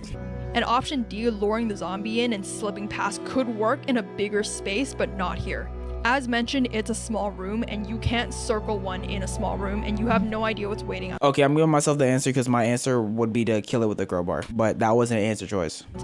So you've just successfully fought the zombie off at close range. You're unbitten, but it's blood splattered. Where's my mouth and your room hands. at? What do you do first? Where's my roommates? Option A, wipe yourself down with a towel or cloth. Option B, rinse with soap and water immediately. Option C, disinfect your skin with hand sanitizer. Or option D, wait and see if symptoms appear. If I have soap and water, would I not use soap and water? Right? Right? Like, come on. So the correct answer here is option B, rinse with soap and water. The reason this is the right answer is because if the virus spreads through blood, then you have to treat it like a biohazard. Soap and water removes infectious material better than alcohol. And sanitizer can't neutralize any contamination in the eyes or the mouth. Speed matters here, so waiting to see if symptoms appear is also a terrible idea. So by this point, all of your clean water is gone. You find a puddle of murky water next to a corpse that's clearly been mauled by zombies. What do? Option A, boil the water because heat kills everything. Option B, filter the water with cloth and then boil it. Option C, avoid it unless you have proper filtration. Or option D, dilute it with cleaner water and hope it's safe. We have no clean water, so how will we dilute it? Filter it with cloth. I don't even know what that means. Boil it. C, because C covers all the points. Avoid it unless you have proper filtration. Yeah, and boiling it, if it was the right answer, that means we have avoid it unless you have, yeah, C. That's literally the only answer that makes sense. I'm giving myself the point because I know it has to be right. So the correct answer here is option C, avoid it without proper filtration. So the reason this is the right answer is because while boiling is effective against bacteria, it's not effective against all viral agents or chemical contaminants. And you don't know enough about zombie blood to know if it contains persistent infection particles. Option B, filtering with the cloth and then boiling, is also a bad idea because filtering only removes debris but not pathogens. You're inside a store with broken glass on the floor. A group of 4 zombies wanders in from a side entrance. They haven't noticed you yet and you're crouched behind the checkout counter. What do? Option A, crawl quietly against the back wall to the emergency exit. Option B, stay completely still until they pass, even if it takes hours. Option C, throw a metal object to the far corner and sneak out the front. Or option D, try and separate one from the group and take it down. C. I'm not about to stay there for hours, and I can't crawl. The correct answer here is option C, use noise tactically. The reason this is the right answer is because zombies react to sound, and you don't want them investigating your section of the store. Throwing an object quietly obviously creates false noise distraction, and it also gives you a chance to exit. Option B, waiting, was a valid answer, but it's a gamble on your time. And option A is a bad idea because like, if are you we in a completely different situation, or am I still with my gang, bro? Like, where's my gang at? There's glass on the floor, and crawling on glass is just risk. Option D, engaging one, is dumb. You should probably know that by now. You should always avoid confrontation if possible, and remember there's a group of zombies. Other ones will hear. So you continue making your way to the stadium. You're almost there. When you're 2 blocks away from your destination, you realize that someone is quietly following you at a distance. They haven't called out yet. What do? Option A, call them out and ask them to identify themselves. That's terrible. Option B, pick up your pace, make several turns to test if they're tracking you. Option C, stop abruptly and wait for them to catch up so you can confront them. I hate that. Or option D, turn around and start walking towards them to intimidate them. I don't think D is a terrible choice. I don't think D is a terrible choice, but I'm gonna go with B. But D does not sound terrible. I like D, bro. Like, press them. Like, why are you following me? But you're not making any noise. So the correct answer is option B. Change your pace and test if they're following you. The reason this is the right answer is because if someone's following you silently, you should never confront them directly. Change your pace and take sharp turns, and if they match you, it's deliberate. Once you've established they are in fact following you, then you can break the line of sight and change direction. I'm waiting till I go into an alley and I'm sprinting down that alley, dog. Talking to them or walking towards them gives them control, and you need options here that minimize risk. So you've just changed pace and you've made several sharp turns, and they match every move. So now you know they're deliberately following you. Is it not a 2 blocks away? Is it not a 1v3 anymore? From your destination. What do? It's Option a 1v3, right? Break the line of sight and then exit via a back route. Option B, run the final 2 blocks to lose them and reach the evacuation point as fast as you can. Option C, hide in a shadowed spot and ambush them when they pass. That's unnecessary. Or option D, shout at them that you know they're following and threaten them to back off. Where's my So the right answer is option A, break the line of sight and exit from another route. So the reason this is the right answer is because breaking the line of sight is power here. Once this person can't see you, you regain tactical control of the situation. Entering a building also gives you many alternate exits, angles, and barriers. And most people that are following you don't expect sudden lateral movement. Most likely, they're watching you for forward momentum. And if you break the line of sight, you now have options to either double back, wait it out, or have a more controlled confrontation on your own terms. Option B, running to the evacuation point, is a bad idea because it shows desperation, and more importantly, you're going to lead them to your only safe haven and potentially compromise it. Option C, ambushing them, is also a bad idea because even if you win, you risk injury or noise. And you don't know anything about this person, so it's very unlikely that you're going to control the fight. Option D, threatening them out loud, is also a bad idea because aggressive posturing only works if you— Didn't it say before that a building has its own dangerous variables? The reason why I was wrong then was because the thing we were dealing with was a zombie, and that's more predictable than a human. If you're being chased by a human, there's nothing worse than that than being chased than a human. You know what I mean? But earlier it was just a zombie, and we just had to get past one zombie that had a broken leg.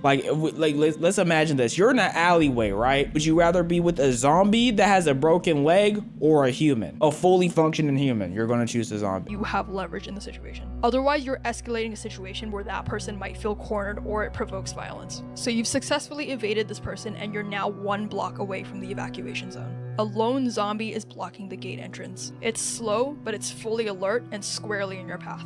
You have a crowbar, a flashlight, a water bottle, and a cracked riot shield that you found earlier. Where do we find a riot shield? Option A, use the riot shield to push it aside and run past. Option B, that's risky. Blind the zombie with a flashlight and strike it over the head with a crowbar. Option C, wait for another person to draw its attention and then move.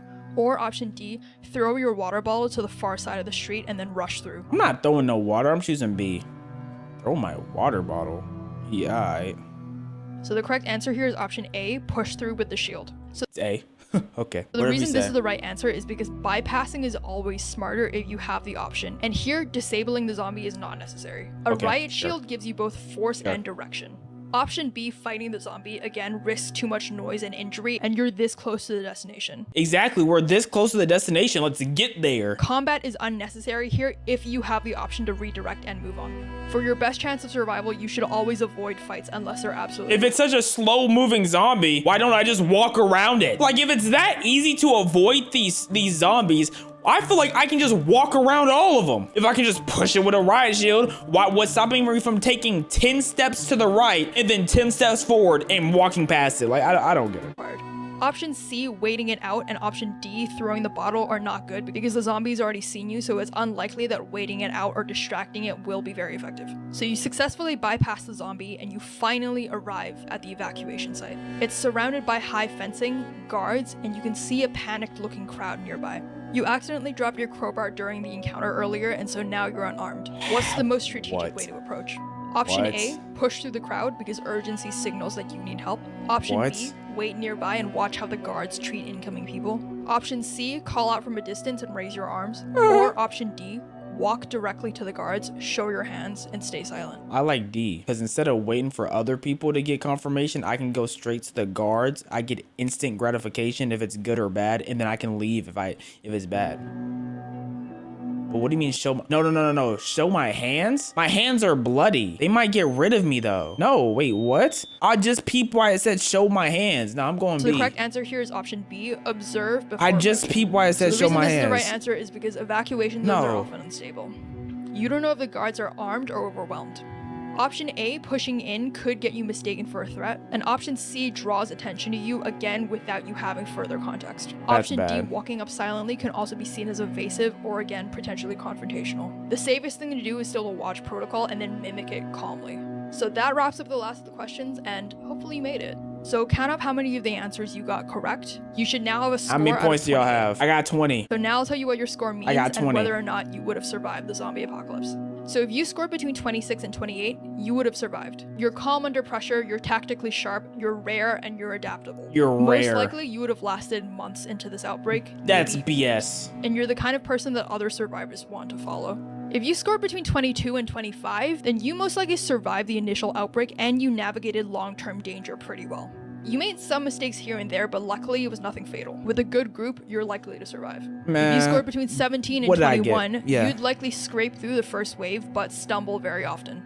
You probably wasted unnecessary energy and you took unnecessary shortcuts. Survival for you is possible. Unnecessary shortcuts. Like hitting the zombie in front of me. It's an unnecessary shortcut. Why not just walk around it? But you'd need luck and good alliances. If you score between 12 and 16, your chances are unlikely. You're cooked. You're likely a liability to your group. You burn through supplies, you draw noise. Imagine getting 12 to 16. Like, bro, could never, bro. Surviving past the first few weeks is unlikely. Could never. And finally, if you got 0 to 11, then imagine only getting 11, bro. Like, come on, guys. Probably wouldn't make it through 24 hours. Maybe not even the first hour. Most likely, you'll be one of the first bitten and also first only 11. What not to do in survival briefings. Bro, I could not imagine. I hope you enjoyed it. I know this is me personally. I could never. Like, let's be for real. I could never.